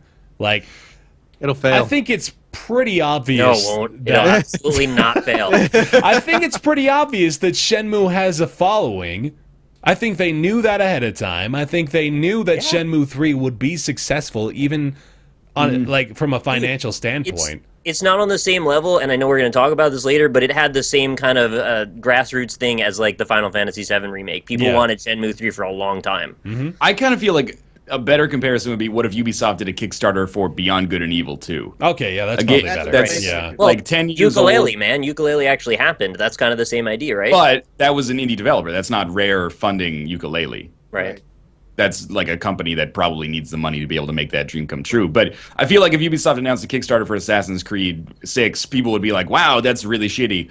But if they announced one for Beyond Good and Evil 2, I would really be surprised to not see people be like, well, I'm not really a big fan of the marketing potential here, but I'm going to do it anyway because I want to see Beyond Good and Evil. Yeah. That's What about Mighty Number 9? Mighty Number, it's also, it's not Ubisoft. I mean, Inti Creations is not necessarily a small company, but But it's they're like not. using the money to make an anime, aren't they? They're part of If it was a stretch goal, I have nothing against Yeah. it, but I don't know the specifics of I it. guess I so. don't either. God, that comparison is so much better than mine. I feel like a jackass now. Fair, it's okay. Look, man, you run this show, right? Oh, it's all right. But yeah, speaking of the Final Fantasy VII Remake, though, that is indeed happening. Not much information. Definitely a lot less information about that than most of the other things we saw in this year's I'm E3. I'm probably more excited than I should be for that. I definitely know I'm way more excited than I should be about that. I am the conductor of the fucking hype train when it comes to I the know, Final dude. Fantasy I'm VII right Remake. there with you. I screamed when I right. saw it. I was We so were excited. live there. I almost shit my pants. Like it was It's like huge. Final Fantasy VII holds so many memories for me, and I'm sure it's the same for so many people. It was my first RPG ever. Probably the first game I put more than 10 hours into at any given time. That's your first RPG ever? It was my Not very like first Earthbound or Secret of Nope. Mana I or never had Chrono a Super. Trigger, I never had a Super Nintendo. Final Fantasy 3. Nope, did not. It was Final Fantasy VII. You can't shame him for his first RPG. I'm not like- just surprised. He's like a nine. tiny I bit went of back- RPG I elitism went there. back and I played those games after the fact. I just but thought he was older, I guess, is all. I'm It's like, old. no, Oh, if you he were is, 9, yeah. why did you I'm buy old, Final motherfucker. Fantasy 3? Man, I'm that's- old, motherfucker, but I got into the RPG game late. I guess it's like 11 or 12. But I remember crying when Aerith kicked it. Like I love wait, that what? game. Boy, I know, right? Oh, Spoilers. Japanese name. Mathis? I'm sorry. he Everyone's did talking go about with the the Japanese spoiler. translation of it. Yeah. I'm more surprised that you went with the Japanese name for Eris, which is how you know you're a true fan. Phantom really like shit I- on you if you say Chris. I played every shitty Final Fantasy spin-off, Final Fantasy VII spin-off. I watched every shitty Final Fantasy VII movie. Man, what was the one based on Vincent? It was fucking awful. The game for the PS2. They made a Crisis Core. Vincent game? No, It was they for made a PSP Vincent and then game. ported it to Oh my PS2. god. No, there's a Vincent PS2 game. It was fucking I awful. didn't even know and that I played it. existed. What is I think I that? read the Just- synopsis of that when I was deep down the Final Fantasy rabbit hole, and even at that point, I was like, "Oh, come on!" Before Crisis. Surge of Cerberus. Surge of Surge of Cerberus. Cerberus. It was fucking. The premise is Vincent's cool as hell, so here's a game with Vincent in And it was- and you'll buy it. It's like a fucking I Kingdom bought Hearts it. game centered around Goofy, man. That doesn't work at all. Actually, I might play that. Anyway, back on track. We don't know anything about the remake outside of the fact that they said they're just not going to just remake it. They're going to like change a lot as far as like gameplay mechanics are concerned. Yeah, which I'm equal parts scared of and understanding of is the fact that And- there's a lot of the elements of the PlayStation 1 release of Final Fantasy VII that probably would not translate well to a modern it needs console. to be done. Yeah. Yeah. And they said if it does well, they want to do like Final Fantasy VI remake, which would be amazing. If they do 12, I'd be so happy. A 12 remake? Come on, I want man. 12 again, man. I love 12. 12 is good, but it doesn't need to be remade. You can go back and play 12 right now. It's pretty as it is, but if they just added a little bit more polish on it, it would be so much better. I don't think 12 All right. So if we'll chart, let's assume they do make a Final Fantasy 12. Oh, he's gonna figure out what year it comes out. You'll have Final Fantasy 10 in like the year 2002. They already remade They already did remastered Final that. Fantasy Yes, 10. they They can did skip it. They did 10. it fucking twice. They put it out Allow on two me to different spin consoles. you a yarn. All right, please. spin it I'm up. getting to this point. Spin it up like the A cobbler. little overly precocious. 2002, in America at least, you have Final Fantasy 10. 2 years later, you have Final Fantasy 11. It's an MMO. Then you have Final Fantasy 12, which comes out in like 2006 or 2005. Anyway, Final Fantasy 13, 13-2, 13-3, Final Fantasy 14 coming out, getting scrapped, being remade into an MMO this year that people actually like. Final Fantasy 10 and 10-2 being remade, Final Fantasy 7 being remade, and then Final Fantasy 12 being remade. Well, 6 first. Six, Sick. then Okay, 12, and then all of the mobile ports, of course, as well. So you'll have a company that in like the last 13 years has made like 2 traditional Final Fantasy games, 8 remakes, and then 3 MMOs. All right. And one Final Fantasy with 2 direct sequels that is not very well liked. I'm weirdly okay with it. Yeah, I don't know what you want me to be. I'm not, but I'm also not going to probably play Final Fantasy VII Remade anyway. The world we live in. Oh, see, there you go. That's your problem. But I agree with you that I have a lot of memories of Final Fantasy VII, and it was my, go-to game FAQ's favorite game of all time. Yeah. For like, 7 or 8 years. I've played it so much I can't see myself being like, I want to play this again for just nostalgia and new graphics. I played it as recently as like 2012. And I still think it holds water. You think it does? I super absolutely do. No, I'm on the. I fucking told you, man. I'm in there tooting the horn. I'm ready to go. It's looking awesome. So I can't wait.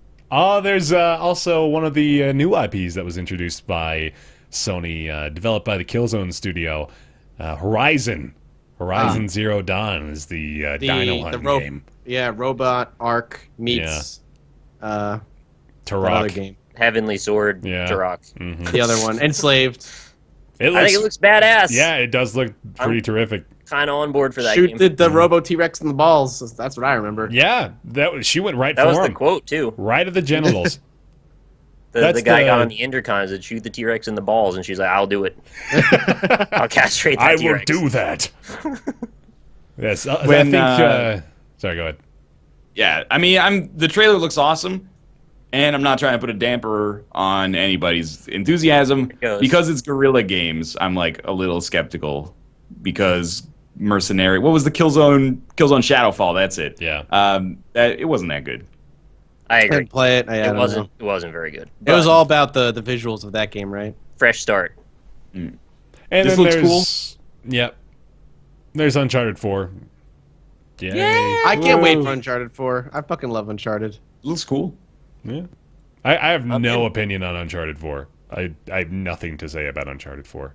Every Uncharted has been a freaking roller coaster ride. It's like getting little Indiana Jones movies every few It is. Yeah, it's fun. I can't be the guy who defends Tomb Raider and then is like, "Oh, I'm not going to play Uncharted 4."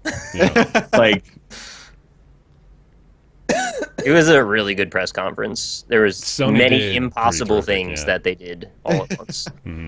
They opened up I agree. on There's no doubt. The highest of notes, and I mean, they didn't maintain, but they did a pretty damn good job of following it up. Probably one of the best ones I've seen in years, I would say. Yeah, the Sony press conference, I think, was, out of the console manufacturers, at least the best. I've seen a lot of people talking about Bethesda's maybe being like the conference of the show, but I didn't see it, and I don't have that much of a vested interest in Bethesda because I don't have any Fallout experience yet. But Sony, I think, in contrast to Microsoft, they announced what everybody wanted. So they win. At the same time, you don't know if the stuff is necessarily going to be PS4 exclusive. But everyone, when they think of the Final Fantasy VII Remake for the next year, is going to associate it with Sony. Everyone's going to associate... what was there was another multi-platform game we were talking about earlier. Horizon is PS4. No Man's Sky will be PC and PS4. Yeah. But everyone's going to associate it with PS4. It's the same thing, like, even when we were talking about Destiny, we didn't know that it had come out, or we didn't remember that it didn't, or it had come out on the Xbox One, just because all the marketing push had been, like, you know, better on PS4. Right. So they did a really good job of associating probably the titles that people are most excited about with Sony, as opposed to associating them with PC or Microsoft. I know the Final Fantasy VII Remake said you can play it first on the PS4, but I'm pretty sure it'll be multi-console afterward. There's not a lot of developers / publishers that are really willing to go exclusive anymore these days. I don't think. Dude, more money, Sony got like exclusivity on Call of Duty map pack somehow. Oh yeah, that's right. What That's just timed huge. exclusivity, isn't it?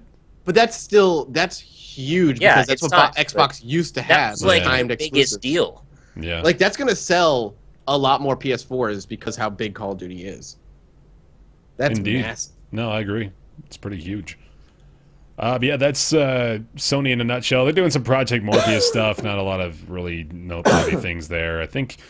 I mean, compared to the HoloLens presentation, I don't think really Sony is really looking to directly compete with that. But Project Morpheus is still in the works. Dude, No Man's Sky in VR. Yeah.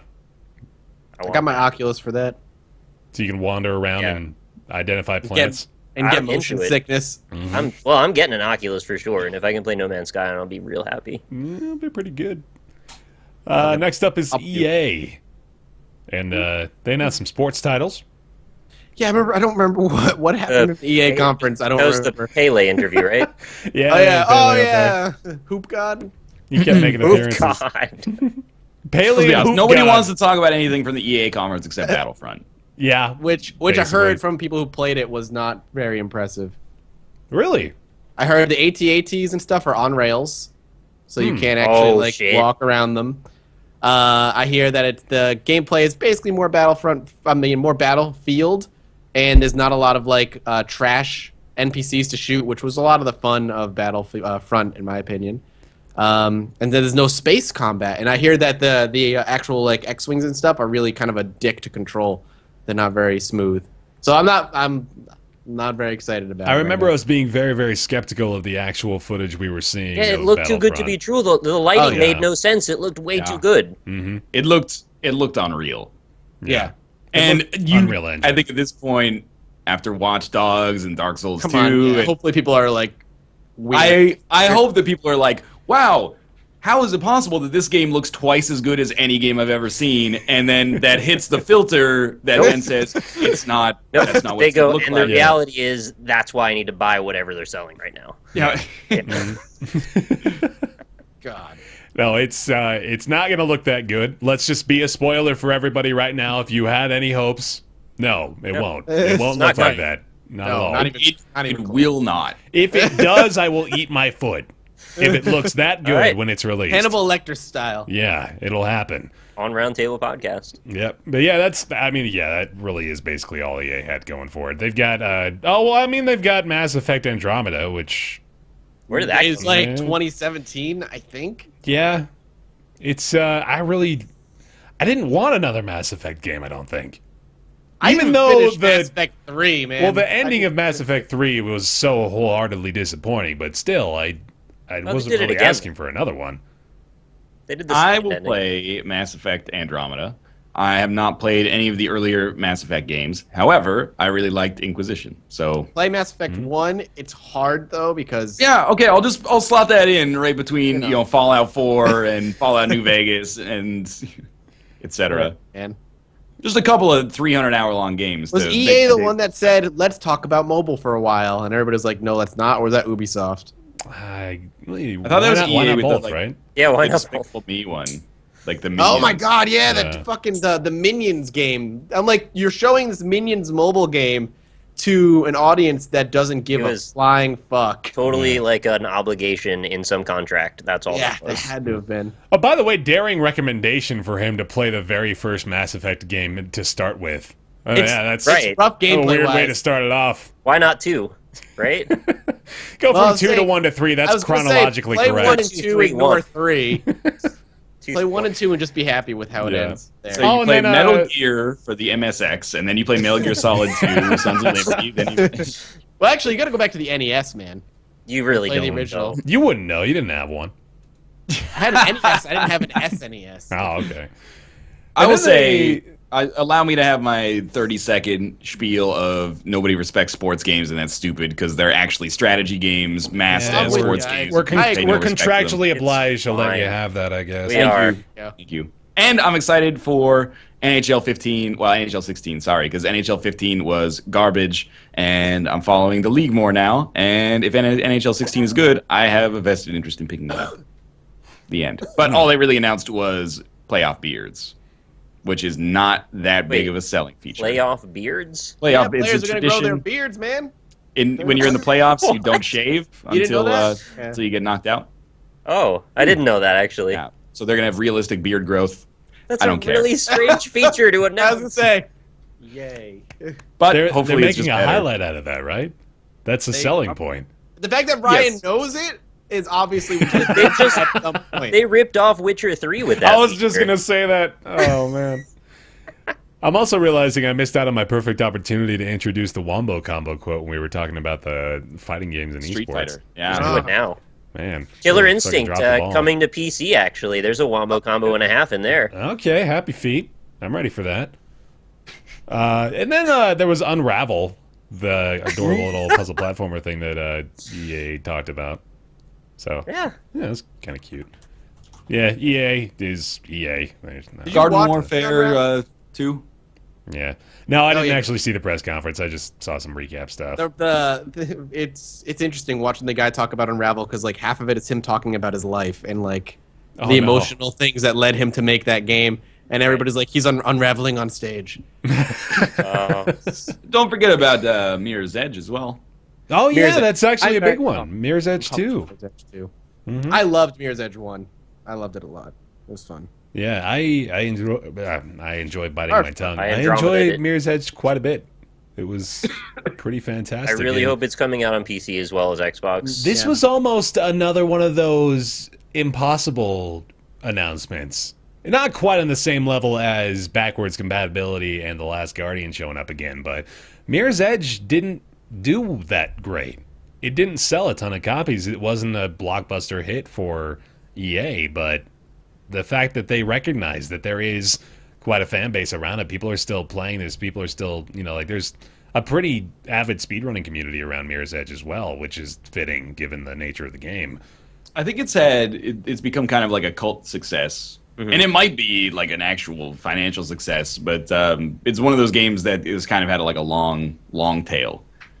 As opposed, like it still is in the public consciousness, whereas you think of like you think of like Syndicate that EA put out like 3 years later, and no one gives a shit about the Syndicate reboot. So it makes sense to me to announce it, and the writing was on the wall for a long time.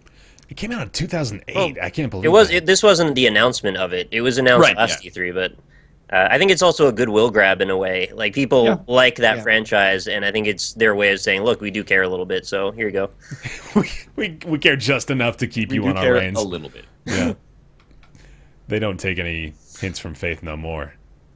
That's a reach of a fucking reference. That's a great No, song. I like though. it. I think Yeah. it's valid. All right.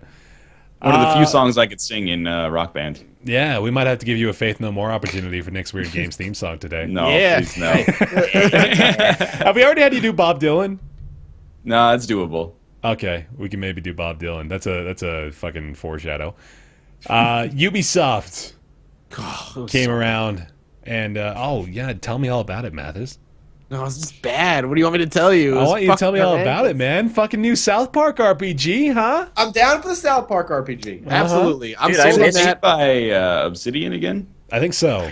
And I know Matt and Trey are back for it, which is great. Even though they said never again, they're back, so that's fine. I'm down for that. But name another announcement at Ubisoft. First of all, the press conference was pretty cringeworthy the whole way through, trying to make that guy a meme or something in the audience. Dude, was I really missed weird. the whole conference. Paint a picture for me. I want to know. Oh my Yeah. god! So I like Aisha Tyler a lot, but a lot of what she was saying was very cringeworthy. There's a guy dressed up as the main character from the next Assassin's Creed in the audience, who clearly worked for Ubisoft, and she sat next to him, and she's like, "So you're a meme? We're gonna make you a meme?" And the guy was just like, "What is happening right now?" That's how memes work, though. You just say them enough. Awkward. And so the internet blew up of just like, "You want a meme? Here's a meme." It was just like insulting shit all over. She did create a meme just unintentionally. It is not made by Obsidian. It's made by Ubisoft San Francisco. Also, I don't think it necessarily makes me more skeptical, although Obsidian has a great track record. I don't know why they wouldn't bring Obsidian on again for because they're too busy making fat stacks for Pillars of Eternity. Oh, yeah, okay. But Ubisoft San Francisco has made Rocksmith and Rocksmith 2014. I don't think that necessarily reflects poorly on their ability to make a South Park RPG. I'm just saying it's not Obsidian. Yeah. All right. What else did they show? I mean, they were like fucking hyping the crowd. I'm so sick of Assassin's Creed. Period. Yeah, well, here you go, Assassin's Creed Syndicate coming around the corner, man. They're like, here's some gameplay, and I'm like, it looks like every other Assassin's Creed. Dude, you can shoot the rope and the boxes fall on the guy this time. That literally happens in Assassin's Creed fucking China Revelations, whatever the hell it's called. Chinatown Revelations. I made a video on it, I don't even remember what it's called. They're like, you can form a gang. Chronicles, and I'm like, that's it, yeah. Brotherhood. Yeah, I was going to say, you do that in Brotherhood. That's not new. It was in the title. It was like, come on, it's not new. Stop. This isn't a Brotherhood. This is a Syndicate. They're completely different features. You can jack carriages this time. The Division, and look, the Division looks kind of cool, though. The people who've played it, I've heard mixed things about it so far. Looked neat, and Rainbow Six looked neat. The only parts of those presentations I fucking hated was the scripted commentary the whole time. Oh, I wish they wouldn't do that. They're like, this is, hey, Henry, are you keeping an eye on him? Who's named Henry, first of all? Nobody's named Henry anymore. God, and sorry, Henry's out there. That's my bad. Every second NPC in Assassin's Creed Syndicate is named Henry. I don't know. I just didn't like the way they presented pretty much anything, and none of their games blew me away. So I'm still really, really cautious about the Division. It looked like a cover shooter with loot, and I'm really the presence of Academy Award nominated Angela Bassett in Rainbow Six Siege. You getting stoked on that? She's playing a character named Six. There's so many things that were just like little internet things, like they're doing Charlie's Angels things, like "Good morning, rainbows." Hello, Six. Hello. Six. What was you saying, Ryan? I like Angela Bassett, but how can you get excited about that announcement? It's like, maybe that's the kind of thing that does appeal to investors. They're like, oh, people will be into that, but it doesn't make any sense. No, I would guarantee almost that probably 95% of people that are going to play Rainbow Six could not name a movie that Angela Bassett has been in. I can only name like one movie Angela Bassett has been in. Is the score. Is the 2001 Edward Norton, Robert De Niro heist movie. It's actually pretty good. But this is not a bold prediction. But I really feel like this year we're going to hit peak Ubisoft cynicism. I think it's going to happen. I don't think we're there yet. I think we're still on the lift chain, and we're about to reach the apex of the roller coaster. If Rainbow Six comes out and it sucks, and Assassin's Creed Syndicate is not the rejuvenation of that franchise, and the press completely turns on the Division, I think that they're already like the new EA, but I think it's going to get to the point where it's way too easy to take pot shots at them, and maybe deservedly so. Like they've become the company that people are now like, oh, Ubisoft. Well, Ubisoft has just become such a parody of itself that I don't even associate the South Park game with them anymore. I think that Obsidian made that. Ubisoft had absolutely nothing to do with that because it's not a Ubisoft game. Even if you go back 2 years, you're like, okay, they've got like the Ubi art stuff that's coming out. That's cool, and it still is cool. Stuff like Child of Light and what was the World War I game, Hearts of. Oh yeah, the Valiant Hearts. Valiant Hearts, that's it. Mm-hmm. And South Park was on the horizon, and that turned out to be good. And they still had Rayman, and were not like jerking the developers around so that they could get like a multi-console release on Rayman. And I think people were like, well, Ubisoft comes out with a lot of stuff that's painted with the same brush, but they also have this unique aspect. This year really feels like in 2013 they decided we're going to make every game painted with that same Ubisoft radio towers, radial mini-map that has outposts that you free, and every game is going to be like that. And people are like, I'm so sick of this shit. I want to see people climbing radio towers in Rainbow Six 3. Whatever the next Rainbow Six is. I have hope. That's going to be a multiplayer mode of like radio tower climbing, man. That's totally going to happen. That would be a good parody mobile game, actually, for them to make to become self-aware. here's our radio tower climbing game, and it's just people climbing up towers. Well, that's It's an like endless a climber. Yeah, exactly. Call it Tower Heist. The Well, game. wasn't that Grow Home? Grow Home was all climbing, wasn't it? Yeah, they weren't radio towers. Those are clearly That's different. No, they were radio towers. They just didn't look like them. And that's why I feel bad shitting on Ubisoft, because they do come out with the Ubi art stuff is cool. Like again, Grow Home and the other games that were mentioned earlier are cool, and Rayman Legends and Rayman Origins are both amazing. Yeah. But their huge tentpole stuff is just becoming like, this is a Ubisoft game. It's like, you know, when you watch a Marvel movie, it's a Marvel movie, but there's still not like 8 Marvel movies a year Yeah, yet. the radio towers are Stan Lee. Yeah, That's wow. There you go. Break that down to a Assassin's Creed science. Syndicate, like Assassin's Creed Syndicate, better fucking work when it launches. Oh, Like, it's please give me better. invisible faces with teeth lips and powdered wigs. I want it so bad. Give it to me. I want them to But- introduce that in like the first cutscene just as a joke, and then I know. actually have it play. No, he through takes the his entire face time. off. He's like, actually, I do have a face. It was just I silly. mean, they have a long like if they're looking for Syndicate to rejuvenate that franchise, all the gameplay they've shown looks copy pasted from every Assassin's Creed game ever Yeah. made. It does not look new, except for that one guy who got pounded by the pulverizer. Basically, the Oh, entire yeah, that was great. pretty I- cool. It was like, how is he? All right, well, is he still? He's still there. All right, Yeah. he's dead. So that better work. Outside of it, though, the gameplay looks stale as shit. I feel like Rainbow Six is gonna be fun. It's gonna be like it's gonna have the evolve problem though, where it's only gonna be fun if you're playing with friends, because playing with a bunch of randoms probably going to be a nightmare because it's gonna need you need a lot of strategy to get through these levels. I don't understand what you need to have a successful multiplayer game anymore, and I mean that Yeah. sincerely. No, I don't either. I don't.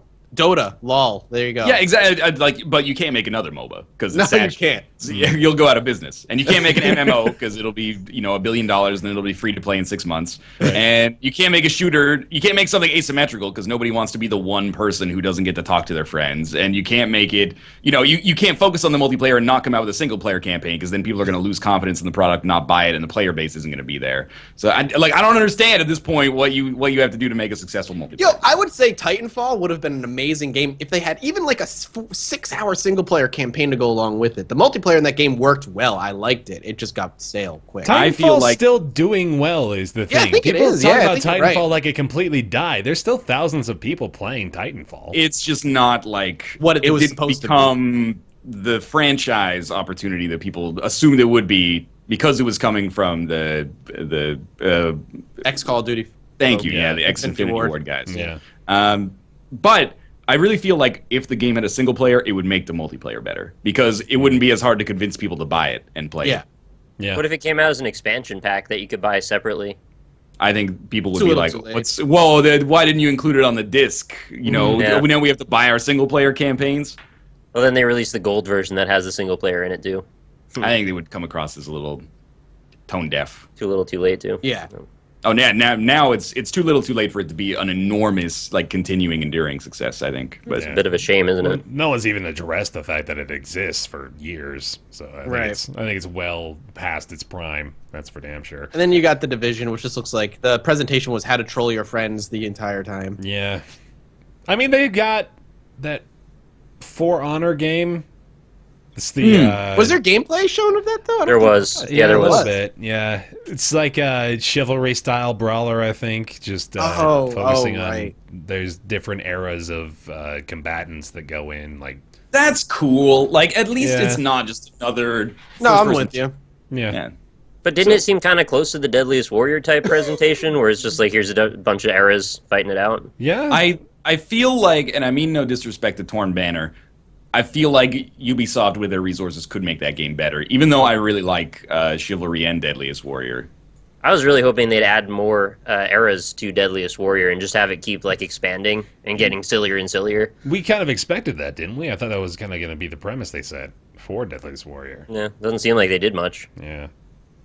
But yeah, Not saying For it's Honor bad. is, It was a lot of fun. now, For Honor is something that I think may try to address the fact that Ubisoft has kind of gotten themselves into a rut. And, I mean, obviously, they're not really even making it a focal point, which it would be kind of dangerous for them to do anyway. And it's kind of in the same realm of the games that Ryan was talking about, where they do put these things out, but they never really try to lay their claim to it. They don't put the Ubisoft name at the forefront of Valiant Hearts.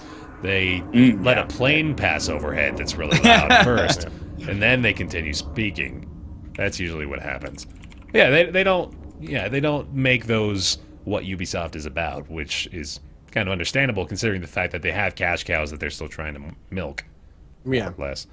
Well, I don't know. They're probably financially doing fine, I'm assuming, but people, at least on the internet, are going to get to the point where they're like, I don't want to play any Ubisoft games because they're all the same.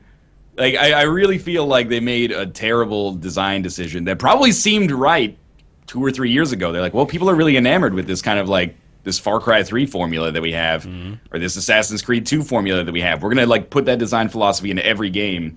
Which I think it works. It works super well in Far Cry 3 and Far Cry 4. Yes, if you didn't I take it out of agree with those that. games, then they're fantastic elements of those games. But they just I agree with that 100%. they just can't copy paste it across all of those. Yeah, I'm different with you. I think series. the thought process was like, yo, people love this shit. Let's just Yeah. put it in everything. Yeah. The idea that like this is an objectively engaging game design philosophy that we're going to apply to everything and it'll make everything better. It kind of reeks of like game design by marketing committee basically, instead of Yeah. like, you know, this is what our game should have. It's like, this is what'll make our game sell more. Yeah. And I don't like to, you know, making video games is a business. And there's a lot of intersections between great games, and it, not even necessarily original games, but like great games and great successes. It just sucks that all the Ubisoft stuff, or at least a lot of those franchises, feel super samey. Even like, who was telling us? I think it was one of you that was saying that the crew Yeah, I said yeah, that. that was Mathis was saying Yeah. the crew has radio towers you basically drive to unlock parts of the map. Yep. I really want you to just. I've said this before, but I'd like for you to have to drive physically up the tower to be able to get to the top of it. Shoot a grappling hook, pull your car up. Look, dude, like- fucking Batmobile has a grappling hook that you spider car in the new Batman game. Are there radio towers in Batman? Because I thought I heard No, that. no, not that I've come across yet anyway. Damn it. All right, and that Develop brings my us. Oh, go ahead. That's it. That can circle brings us jerk to over the. that all Yeah, we really could. Nintendo would be the final big presentation of Fucking E3. disappointment that was. Too. Yeah, you are the one that I think. Bitches of the most. I wasn't gonna phrase it like that, but tell me Dude, what me happened and with Mathis Nintendo, could be man. interchangeable. I just bite my tongue. That's all. Yeah, no. I don't. I'm like, this fucking sucks. It's stupid. No, stop. you're not the only one. I want to be fair about that. I think a lot of people were pretty disappointed in Nintendo this year. And I'll be clear. I think it's one of the best E3s we've had in a very long time. Absolutely. They're just, like I was saying on Twitter, it just makes the sucky conferences that much more sucky. Mm-hmm. When you're like, this has been great. Oh, this is shit. But Well, the Nintendo best thing that announced came out of Nintendo was Mario Maker, pretty much. Mario right? Maker, and they were like, also next year we're going to talk about our new console. It's like, Yeah. Mario Maker wasn't an Are you fucking announcement, serious? though. We've known about Mario Maker Yeah. for like 2 years. Yeah. we It saw did Star look Fox. great, though. Star Fox looks fucking awful. You It thought looks- it looked fucking awful? It I looked- just thought it looked I- okay. It looked like, what is it? It's taking place side by side with like Star Fox 64 storyline wise, I guess. It looked terrible. I thought it looked bad. Just the You can turn off screenshots the alone, gyro. they are Yeah, true. not really doing a great job of selling it. The puppets were great. I really enjoyed the puppetry. It was awesome. Not really a good point. I'm definitely gonna get that Pokemon, that weird Pokemon-esque game for the 3DS. Something Oh, Watch. fucking Yokai Watch. I want Yokai Watch. Yo, Yokai Watch is like, I'm Hero from Heroes. I've seen the future because in Japan, Yokai Watch is everywhere. You'd go like into the store and be like, #1 seller, Yokai Watch. #2 seller, Yokai Watch, the prequel. Like that is going to, if it Right. has the same crossover success, it will take over. It will be like Pokemon like 2000 all Pokemon. over again. I will Yeah. buy it. That's the thing. I'm gonna buy it. Game But outside of that, Loves it.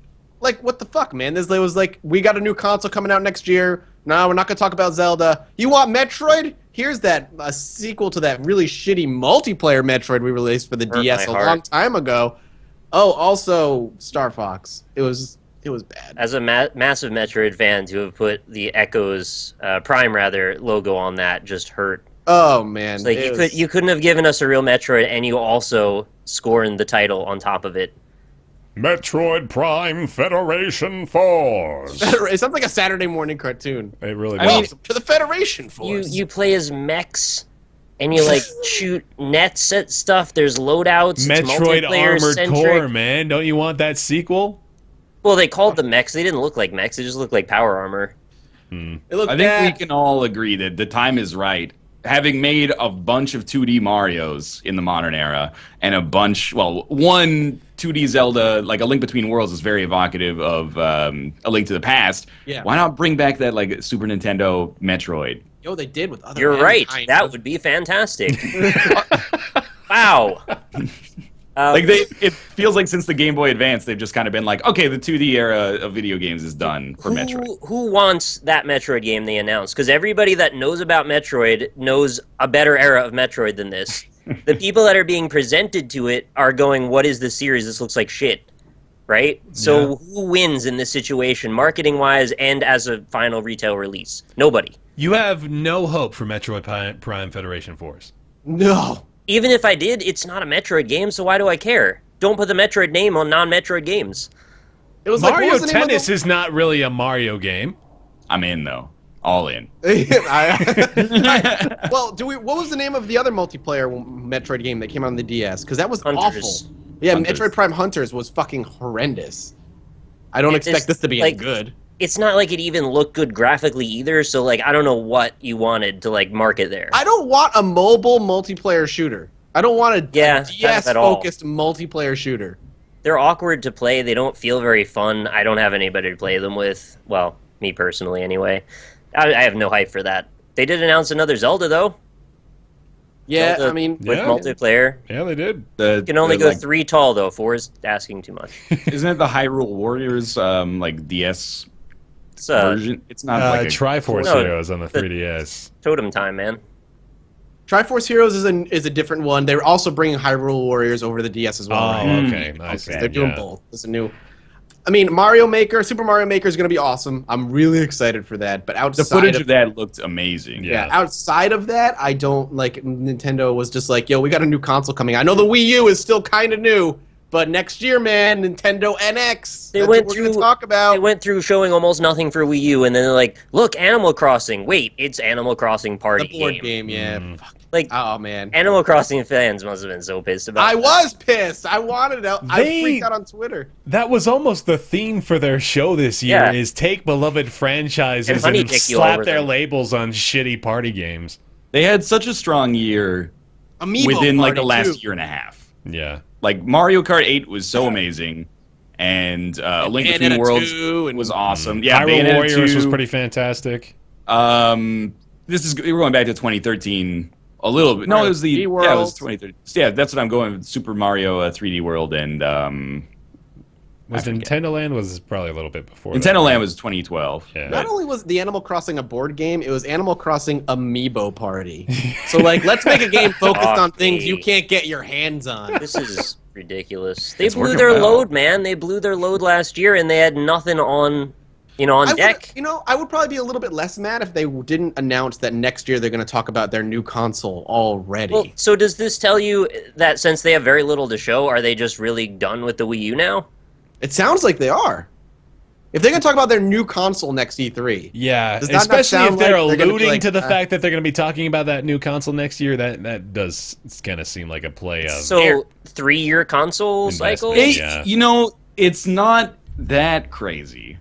No? It does seem fast, but the Wii U came out in 2012. If they announce it and it comes out that holiday season next year, that'll still be a 4-year console life cycle, which still kind of short. it's kind of short, but before the 360 and the PS3 era, we were looking at like 5-year console lifespans. So it's not like it's unprecedented. All right, I hear you.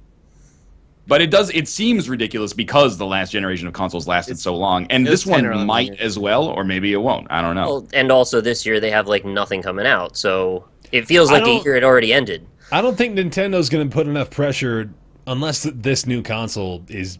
I don't even know what I could expect from it to make it revolutionary to the point of pushing Sony and Microsoft to want New to compete. GameCube.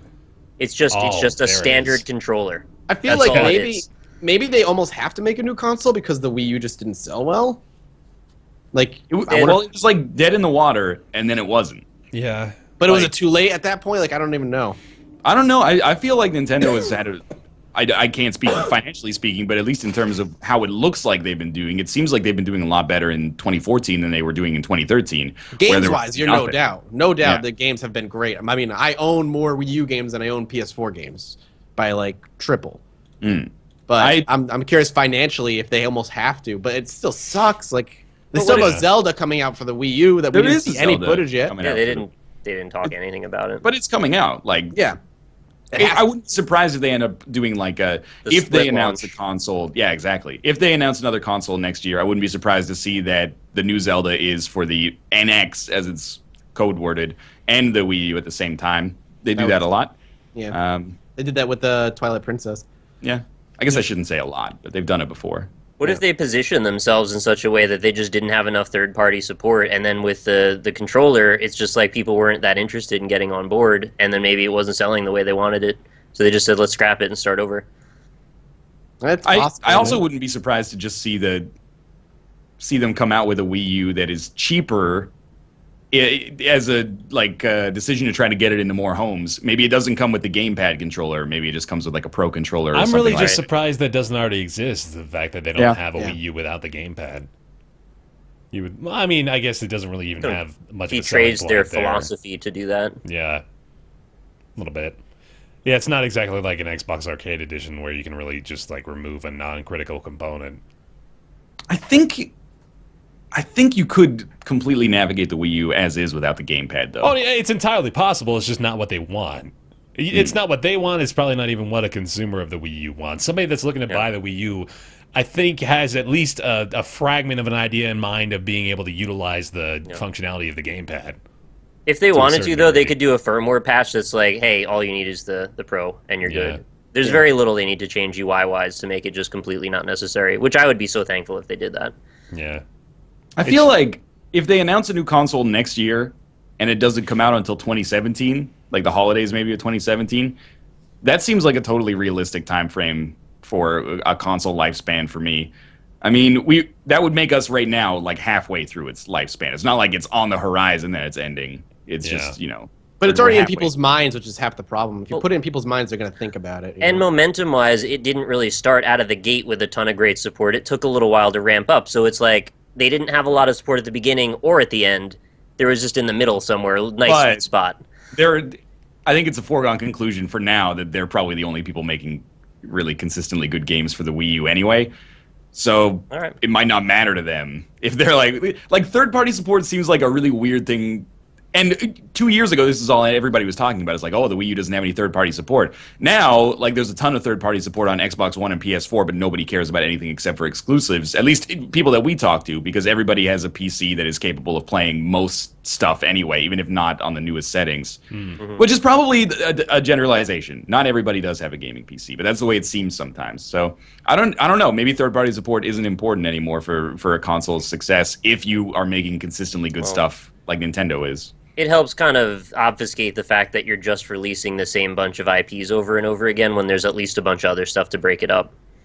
I will agree with that, and also that if that's the thing that they're going to do, they could afford to go a more fan-servicey route and be like, this is a new Metroid that people want, or like, this is the new Star Fox that people want, etc., etc. Instead of the shitty one that we tried to push on you, this is the one that we actually got should have what made. they wanted, except for Metroid fans. So, but if you like amiibos, boy howdy, have you got yourself a stellar year? No. Now I'm just stressed out because it's like a bajillion amiibos that I want that I'll never get. They even ruined that for you. I can't because they don't produce enough of them. They're like, we're gonna make this one amiibo. We made 5 of them. We made 5, and 4 of them didn't go to America. Yeah. Those yarn, those woolly one got hijacked. Yeah. Those yarn woolly Yoshis, man. Those things are gonna be impossible to get. Amiibos will become currency in about 45 years. Honestly, I can't wait. Dude, are you bothered at all by the fact that there's content locked on some games, but they're really hard to get the amiibos that unlock them? So it's like on disc DLC that you can't get.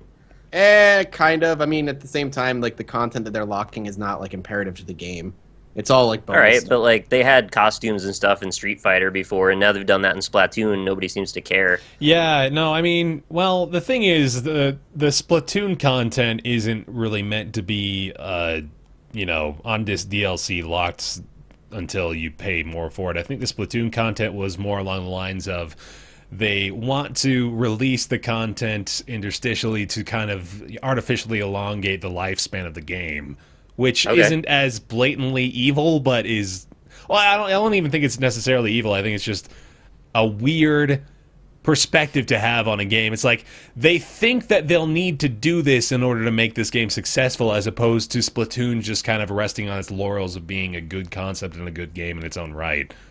But you can't like get that content any other way, as far as I'm aware, right? No, you have I don't to buy think the so, amiibo. yeah. I agree in principle with you, Nick, where like I don't mind if they put the DLC or the content, to avoid using a loaded word. Yeah. I don't mind if they put it on the amiibos. It would be nice if it was for sale as well at a cheaper rate for everybody. Because I've heard people talking about what if they make amiibo tokens that you can use to unlock DLC, but they aren't actually statuettes. And it's like, now how far are we going to go to make excuses? That seems a little silly. Now, what if you put the amiibo token into the disk drive of your console and then it played a video game? Has anyone thought of this novel idea? All right, let's back up. That was genius, what I just heard. The phrase amiibo tokens just makes me mad. I don't even know why. I can't explain Imagine it. carrying around a keychain full of amiibo tokens, jangling it around. Oh, and then somebody's just walking around with like a reader. They're scanning all your Disney shit. Infinity has these tokens. They're called power discs, Yeah. friends. Of course they are. Those exist. I want All right, well, that's the future of gaming, I guess. So, yeah, welcome to Nintendo. Thanks a lot, Skylanders. I mean, Dude, the for real, though. Skylanders amiibos, I'm probably going to buy it. I think They crossover. we basically structured an entire industry around Skylanders. More or less, yeah. Yeah, but I bought into it. All right. I don't think there's He's got anything the wrong with evidence it. Like, for it, yeah, I think amiibos are kind of neat.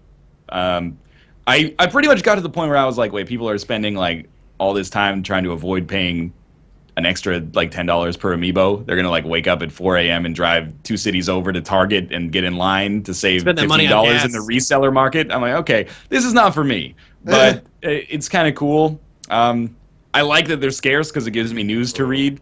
If they were just everywhere, then I'd just be like, The I like the fanaticism is scares pretty too, weird. because then I can be like, I've got one of the rare ones. that's true. Yeah. Well, that I think is going to wrap up our E3 recap. So, Do we want to talk about the PC conference? There's nothing to talk about, Okay. really. I How think. bad it was? I mean, other than that. I could do heard with- nothing from it. So Here's that the might be- Storm expansion finally out. Woohoo! Not yet, but soon. It could do with being a lot shorter. Yeah. And, well, there's, hours. I have 2 problems with the PC conference. It was too long, and it was marketed as like the PC's version of the big conferences, but they didn't do anything in the way of major announcements. Like, which is fine.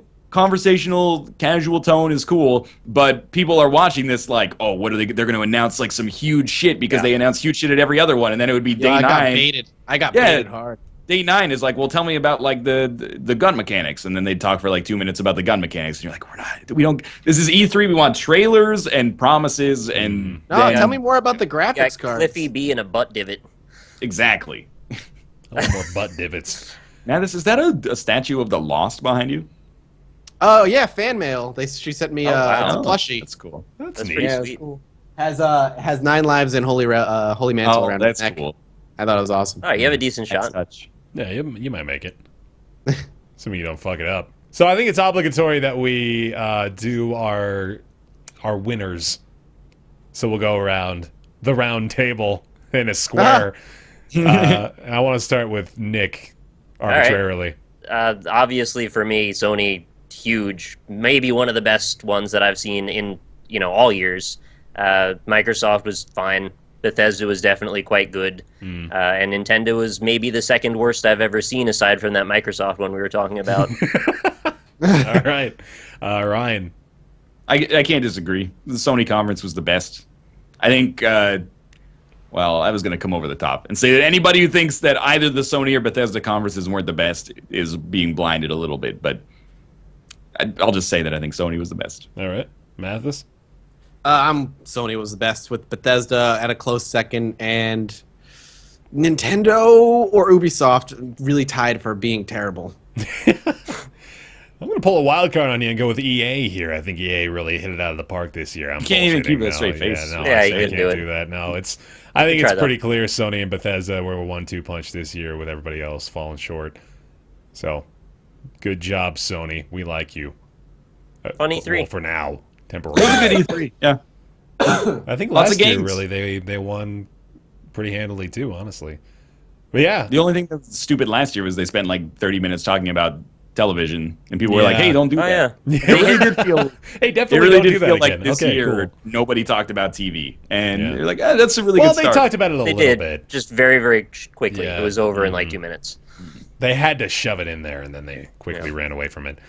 Shove it in and pull it out real quick. We got That's it right. around. That's the Like- strategy. Slams, No wiggling. slams, That's dangerous. Shoot, No, something what like you that. do is you Exactly. soak it. You soak it in there for a little Not everybody's while. familiar with that term. No, I guess not. If you are, let me know. Give me a little wink. On to the games we're going to be talking about today. You Must Build a Boat. This isn't a game I'm talking about. I'm literally giving you instruction. You need to go build a boat. Specifically, you. Torrential rains Right are away. coming. We'll be here. We'll wait. You Must Get Build a Emma Boat Watson. is you guess you'd call it a sequel, right? The sequel to 10 Million. Developed by Spiritual. 88 Games. You could always call it a spiritual successor and probably get away with it. Nobody's ever going to question you on that. Very much the same style as 10 Million, a little bit more RPG elements associated with it now. You Must Build a Boat is a match 3 game that puts you in the shoes of a man who must build a boat, shockingly enough. You do that by acquiring new crew as you go through these various dungeons, matching 3 to either attack, to cast spells, to gain stats, to gain strength, to gain different currencies, I guess you would say, and to unlock chests. And as you progress, you unlock more tiles that you can utilize throughout the dungeons. And I think we're all having a pretty damn good time with it. Love it. I like it a lot. Incredibly not- addictive. Fundamentally opposed to playing casual games, I think it is one of the best casual games I've ever played. But there are people out there who are like, well, it's just a mobile match 3 game on PC. Like, I could get this on my phone. Like, You okay. probably can, yeah. I like, did. I got it on my phone, actually. there you go. That's fine. Don't play it, but it doesn't make it a bad game. It's a really good game. It just happens to have a conceit that some people write off easily. In many ways, I would say You Must Build a Boat is the sports and or racing game of last week. It's It fun fell for the apart. first 20 minutes, the cute characters, the concept of building a boat. There is a fucking Tim and Eric Dr. Brule reference in this Steam review. Is it the top review? It's one of the top reviews, but it's one of the Okay. not recommended top reviews. Oh, okay. Yeah. I see. like that a lot. I just had to address that for a second. No, but I really like the RPG elements they've introduced. I never played 10 Million. I don't know if there's a lot of like progression inherently built into 10 Million. Is that not really the There is case? progression, but this does it so much better, and so there's Yeah. so much more progression in this one. Yeah, It's very satisfying. The game is just satisfying to play. Yeah. The difference is in 10 million, you always stay in the same position, and what's changing is very, very minor. In this one, it's actually you're going up a river, and there's actually different areas, so to speak, and a lot more diversity in the types of upgrades you can get, whereas in the other one, it was just like maybe 5 or 6 NPCs you kept talking to. I really like the acquisition of health, or not health, but it's, I guess they call it mind and strength units, Right. where Yeah. you need to acquire those things in order to either unlock different upgrades. There's like permanent upgrades you can unlock, like you get something like 10% extra time to disarm traps, or you get more damage to your spells or stuff like that. You can unlock the different monsters that you come across through the experience. But it's I think it's quite a simple endeavor that is executed quite well, which is something that I have to commend people for. Is just they had an idea and they did it extraordinarily well, and that alone is enough to justify a pretty damn good experience. Not that long. You're probably going to run maybe I don't know. You'd probably say like 4 or 5 hours would get you through the entire game, or maybe a little bit longer. Terrible than that. like me, and you can't see the match threes. Yeah, dude, I'm right there with you. I suck so much at it. I'm pretty good freeze at up. it. It's about 5 hours, I think. I'm about at the last area, unless there's more that I haven't seen yet. But as far as the map goes, I But know I harp on this so much, but reading through the negative reviews and seeing like it's a $5 game on Steam, $5.50 Canadian, I guess, but $5 US is what I'm guessing. People have like 9.1 hours not recommended. What? I mean, you could actually beat the game, admittedly, and not have a fun time with it. I've done that before, but it's like bad review, 9.1 hours, bad review, 8.8 hours, bad review, 10.4 hours. Like, they just left it open overnight. They wanted to my get the Steam God. trading cards out. There's a Possible. positive Steam review that is SpongeBob SquarePants theme song parody for the game. yeah, I saw that one too. must build a boat. That's terrific. Dude, that's what you're gonna sing today, Ryan. The SpongeBob theme. Oh, yeah. How do you guys know more about SpongeBob than I do? I don't know. Nick's weird games. I probably know Nick's way weird too much games. about SpongeBob for a grown man.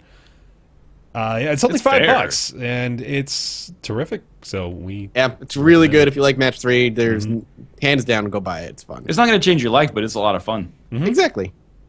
there's a Steam sales quote for you right there. I could probably use that. Well, the only way it'll change your life is if you had something to do that day. You might not do it because it's incredibly addictive. It's wouldn't actually go a that really far. good instructional game on how to build a boat too. So if you're looking for that, there's definitely some value to it there. One of the reviews I saw that was negative that I actually agree with is you don't build a boat. The boat builds itself. The boat builds It might you. seem like a bit of a minor complaint, but I can understand being like, oh, I got bait and switched a little bit there.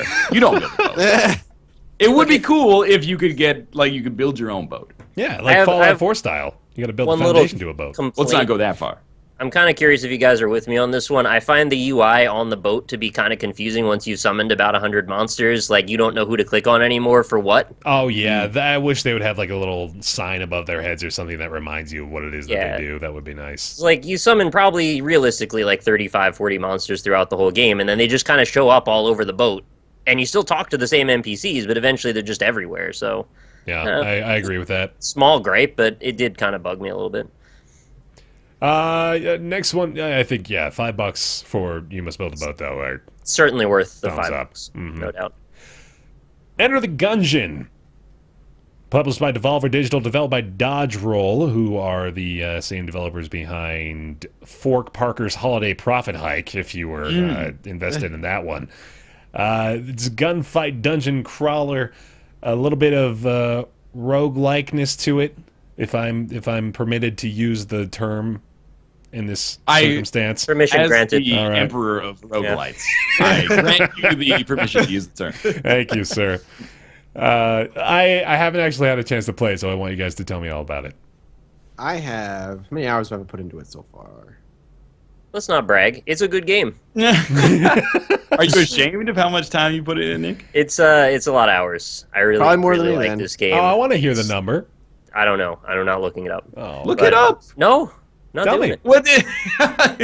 It's I have a almost really 4 good hours. takes in it. 2.5 seconds, man. Nope, can't do it. Oh, It's really good. I mean, apparently it's still far out, but it's really If I was good. the developer of Gungeon and this guy had played the game for like 12 hours but wouldn't tell people, I would be mad. He's like, I don't want people to know how much I like this game. It's actually made me go back because it's not finished yet, and I'm not getting the full experience. It's made me go back and play more Nuclear Throne. oh, Yeah, I saw you play a it's- Nuclear Throne. okay. It's so Yeah. good that it's taking you to other games just by I know. virtue of it. Yeah. Well, I really want Enter the Gungeon to be out because I can see like the potential there. It's really good as it is right now, and once the mechanics are fully implemented, like the random bosses instead of playing the same boss over and over again, and the floor layouts being a little bit different because I'm noticing the first floor tends to be one of 2 or 3 different layouts for the most part. Right. And the fact that I still played it for like 4 hours and still enjoying it, even going through very repetitious kind of levels, speaks a lot to it. Are all 200 some odd guns implemented already, or no? I'm still running across new There's guns all the a time. lot. Yeah, There are a lot of I didn't guns. count them, but there's probably over 100 in it right now. yeah. It's I really played good. 4 hours so far, and So you don't have the pretty same amount of time in you. Yeah, I pretty much agree that it's shaping up to be really, really good. But I would have a lot more time in it, so maybe in a way I'm actually happy that it's like this. But like you said, the demo's a little too structured.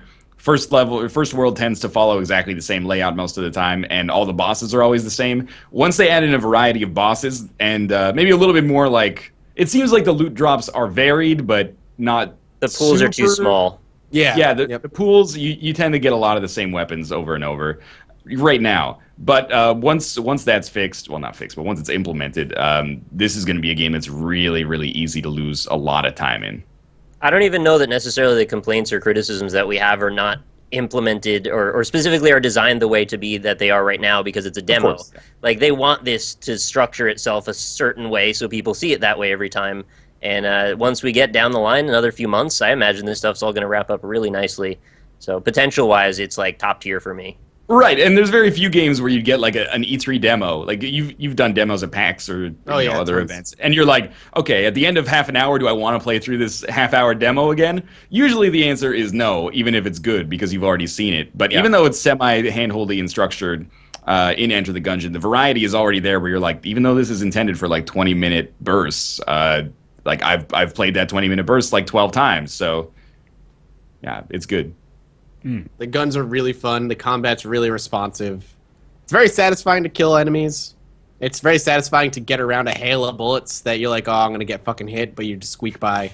It's good. It's just really What I fun. like about it in particular is that it's not just like a reskinned Isaac. Like a lot of roguelites that come out are like reskinned Isaac. A Wizard's Lizard is kind of a reskinned Isaac. You know, Our Darker Purpose is kind of a reskinned Isaac. Not that that was the first game that ever did this stuff, but... You know, it's the most recent touchstone. Most successful, probably. Similarly, it's not just a reskin Nuclear Throne. Nuclear Throne has those, it has passive upgrades, basically. Like, the mutations that you can get are just, maybe not just as valuable, but they're very valuable, as are the guns that you pick up. Whereas Gungeon is pretty much like no passive items, or very few passive items. It's all about the equipment that you actually hold.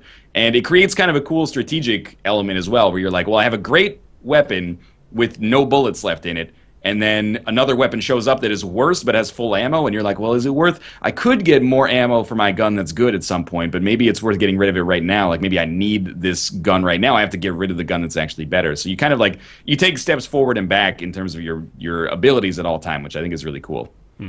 And yeah, there is quite a bit of depth. There's like statues, a variety of different ones you can sacrifice guns or health to give you. One of them gives you like an all stats upgrade or full health plus some armor. One of them actually lets you re-roll a gun, which is pretty sweet. And I don't know if it works within the pools or not, so you might be able to actually like trade a crossbow for something that's like higher tier. But I'm very interested to see what other kind of different event elements show up in the game further on, or even where the structure of the game goes beyond the floor that I got to, which was floor 3. I don't know where the end is. It could be very long, it might not be.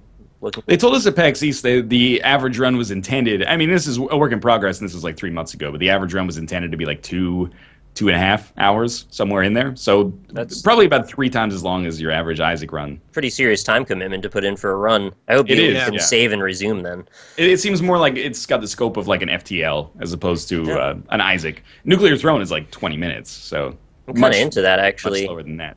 Put in more time, you get more invested in the character, and then, you know, it's more rewarding when you finish if you do.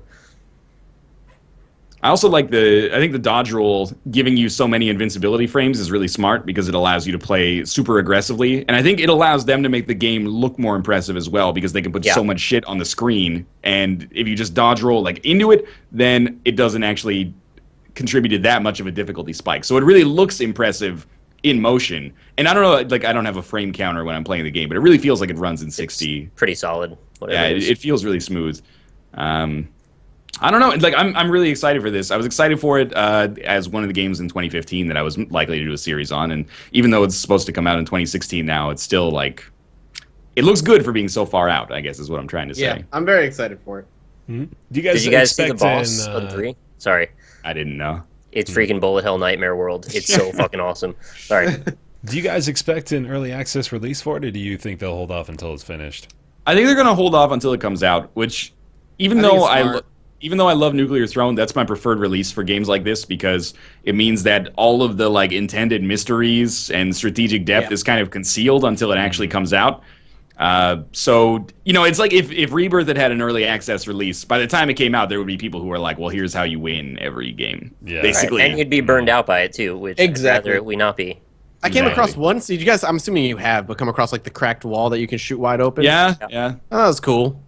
Yeah, there are secret That's the only rooms. secret I'm excited. Yeah, I mean, like Nick was talking about with like the statues in the demo, it's actually possible to get a glimpse of the strategy. Like I was my roguelite like analysis engine was starting to do like the flow chart of like, okay, so you have like a gun, you exhaust all the ammo, bring it to the statue, sacrifice it for like full health, and like there's some cool stuff. I can really start to see the strategic kind of depth in it already. And matching, it looks keeping good. your health or using it earlier on, waiting until after the boss to do a thing, doing it beforehand. Absolutely. Certain items out of the shop. And the addition of teleporters is really smart. Yes. Because the floors are huge. It wouldn't work as well in Isaac because I think it makes sense that there's like spikes on the ground that you should have a chance to walk over, and it only takes you like a minute to walk from one end of a floor to another in Isaac. But in Gungeon, where it's a lot larger, the teleporters are very nice. Enter the Gungeon 2016 is the tentative release date. Maybe later this year, but I wouldn't expect it. 2016 is more So likely. excited to play more. And that is it. We're going to roll on into Nick's Weird Games. We've got the new format going strong, which none of us have garnered a point thus far, but hopefully maybe one day that'll change. You got a chance today. I hope so. I'm going to go ahead and ask for that Bob Dylan rendition. All right. All right. I wish you luck. Early one morning, Nick was rising. We were sitting in chairs, waiting for Nick's weird game to come and raise all our hairs. He's coming back with a classic title no one is aware. Could be from the Dreamcast, or maybe something weirder than that. Yeah, Bob Dylan. Nick is taking a long-ass time to bring it back. That to was the an table. exceptionally long Nick's Weird Games theme song, yeah. I like it was He's Bob taking Dylan for a everybody to long know. ass time. You missed the rare rhyming opportunity for the rare yeah. replay, but You gotta write down. I wanted some James Taylor one day. oh yeah, you got to come up with some ideas, man. Just we got to keep write it your fresh. list. Start it No, up. I need to. Mm-hmm. All What we right. got? So today's game is a PS2 game. All right. We're gonna say it Dirge is of Cerberus, Final Fantasy VII. no. Ooh, damn, he got it. It is a survival horror game. Resident Evil 4. Nope. It is developed by Punchline. Has anyone heard of Punchline? Punchline. No. No, I don't think so. It is published by Atlas in North Oh, America. fucking always with Yep. the Atlas games. Look, I'm Obscure? kind of an Atlas He's fanboy. got an No, it's not entire obscure. section of a shelf that's just all Atlas published. This game, when it was released to mixed reviews, and I will read the back. So, it is set in 1930s England. A story too cruel, too beautiful to go untold. I feel like Mathis has a decent chance of knowing this one. All right. This game follows the terrifying tale of a young girl, Jennifer, who wanders unknowingly into a bizarre world not governed by rational adults, but by misguided children. I'm going to stop there. Oh Rose. no. Keep going. Oh fuck! I know the game. I know what game you're talking Yeah, about. but you got to know the title, man. Oh god, what's her name? Rose, right? You're onto something. I just don't want to spoil it yet. Oh fuck! If I don't know it You now, gotta He's get a knocking point, shit man. over. Come He's so on. freaked out. You got to earn this, man. fuck. I don't remember. Come on, dude. Do I just give it to You're him? playing 'Cause for the he's close. team right now. I don't even care about the competitive aspect. I just want one of us to get a point. Assume the role of Jennifer, and with the help of her loyal dog Brown, escape Yep. the clutches of And the kids are fucking aristocrats of the weird, Red and they Crayon. like bury her alive sometimes, and like it's really They fucking bizarre. pretty often do bury her alive. They Oh put my water god, on you know her what? I sometimes. think I actually know what game this is. The game, packed with shocking mysteries waiting to be unraveled, will challenge your nerves and wits like never before. This sounds familiar now. I think Pretty I've sure I've seen given this you game enough. played. Oh no. Feel free to leave a comment down below, by the way. Play along if you know the game. I think this Nah, one, out of the group that I've covered, like this probably has a little bit more of a following than some of the other ones do. Yeah, no, I'm pretty damn I looked sure it I've up actually and seen this no. played. You're gonna say no. I looked it up, and I'm going to say no, this does Hang not on, hang have on. more of a following. Rose. Rose is in the title. Tell me that much. It is, yeah. Something. I think that's a point, honestly. I think we got to give think it so? to Rule that of Rose. stage. There it Rule of is. Rose. Rule of Oh, Rose. Yeah, my my goodness. point. There we go. Rule of Well Rose. done. Got it. That's Rule correct. of Rose, wow. There it is. I remember Bro, this, that actually. game was fucking weird. I remember that game too. The Alright. dog Wow. can find items for you and stuff, and Yeah, it's it's like weird. Twilight Princess. We did it! Exactly. We got a win. point! I got a point. You won a game. Maybe we should just be a team of three, honestly. Yes. You Instead are. of competing Yeah. against each other, maybe we all just... 3 versus me. Yeah. Ryan alright, has we'll not do that. contributed, all right? Maybe if you would stop taking Atlas games from We're going to have 2006 to have a no that were Atlas released. rule at some point.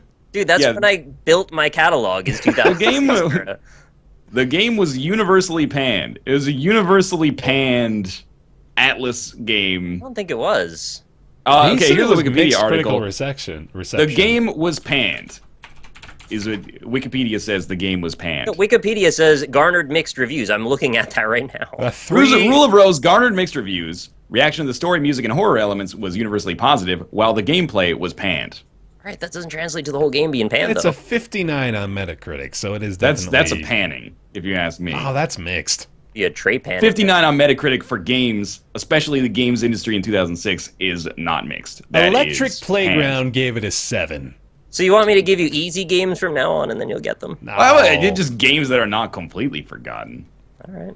I think Rule of remembered Rose it. was kind of up there. Yeah, I think Rule of Rose And is Bear had an idea. some I'm quite happy notoriety with to my it. selection, honestly. I am too, Nick. Thank you. Good job. Edge magazine echoes my sentiment. It's just a murky brew of meaningless exploitative dysfunction, filling an empty game, and it leaves a bitter taste. Describing Al Camilla right now, basically. My God. Thanks for watching this episode of the Roundtable Podcast. Subscribe and download the show on iTunes.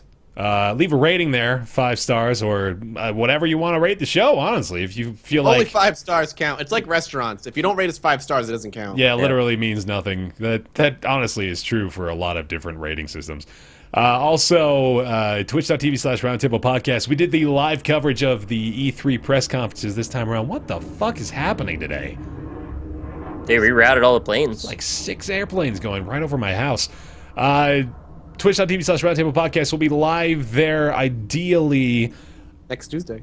No, it's not going to happen. I'm going to be in a truck moving across the country. Oh, you're moving, so we might still do something, though. We can Yeah, still you do guys, something. if you want to try to put something together, that might happen. Is there a game conference happening next week? We can just Ideally, restream? that would happen too, yeah. So, While you do the thank yous, though, I'm going to get paper towels because I did spill something. oh, cool, okay. Also, twitter.com/roundtablepc if you want to get updates. We tend to tweet if we are not planning on doing something on schedules, so there's that. Definitely want to follow up with that. And patreon.com/roundtable if you even want to pledge us $1 a month. It does go a long way. We're hovering around the 200 patron mark again, so we would love it if you could potentially contribute there. Thank you very much to patrons for this month, and to Mathis for doing the paper towel dance as we read them off.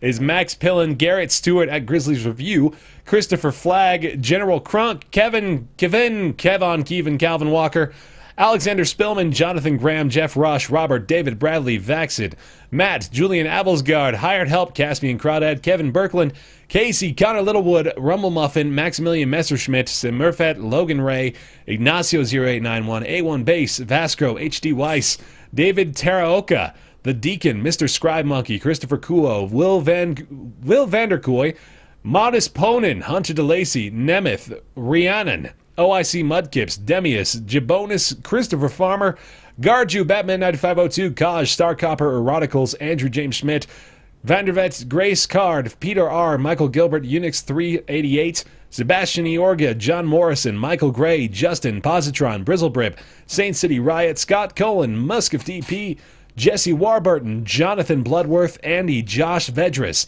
Dan Giesling, Alex Carbajal, Diplodocus, Jason McCoy, Zealous Compassion, Hero Alato, yeah, the guy that bit my tongue, CHXB, Yackers, Jonathan Collins, Pile of Bunnies, Solon Carter, Dragon Slayer Doppelganger, J. Kyle Pittman, Fred Durst, Michael Schwader, Andreas Dimebacher, Doylam, Suicide Printing, Z-Mod, Wolves at My Door, Tobias the Scarecrow, Eric Heinrichs, Dylan Cage, Tobias Klaus, Demigod247, Chris Remichi, Grimbo, Chris Bunch, Graham Alarton, Will Bailey, Kelp Herder, that's probably how that's pronounced, Sam B, Titan, Luke Jen, JH, Paul, Nathan Wood, Chris Davies, Konstantinos Cheldanis, Jose Estrada, Benjamin Mickelson, Jordan Yarandi Sebastian Morin, Barcelo, Cooper Winans, Marvin Pitch, The Outlacock, Julian W, Dudoc22, Jackakar, Doug Rivette, Hammerschnitz, Tom Reese, and Big D Docking Dude.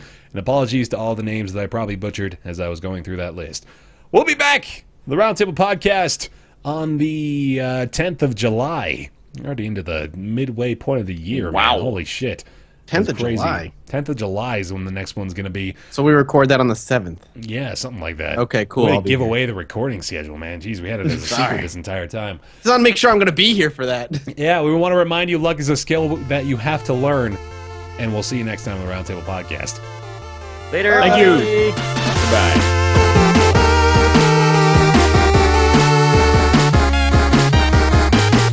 This podcast is entirely listener-supported. To consider making any sort of contribution, large or small, visit patreon.com/roundtable.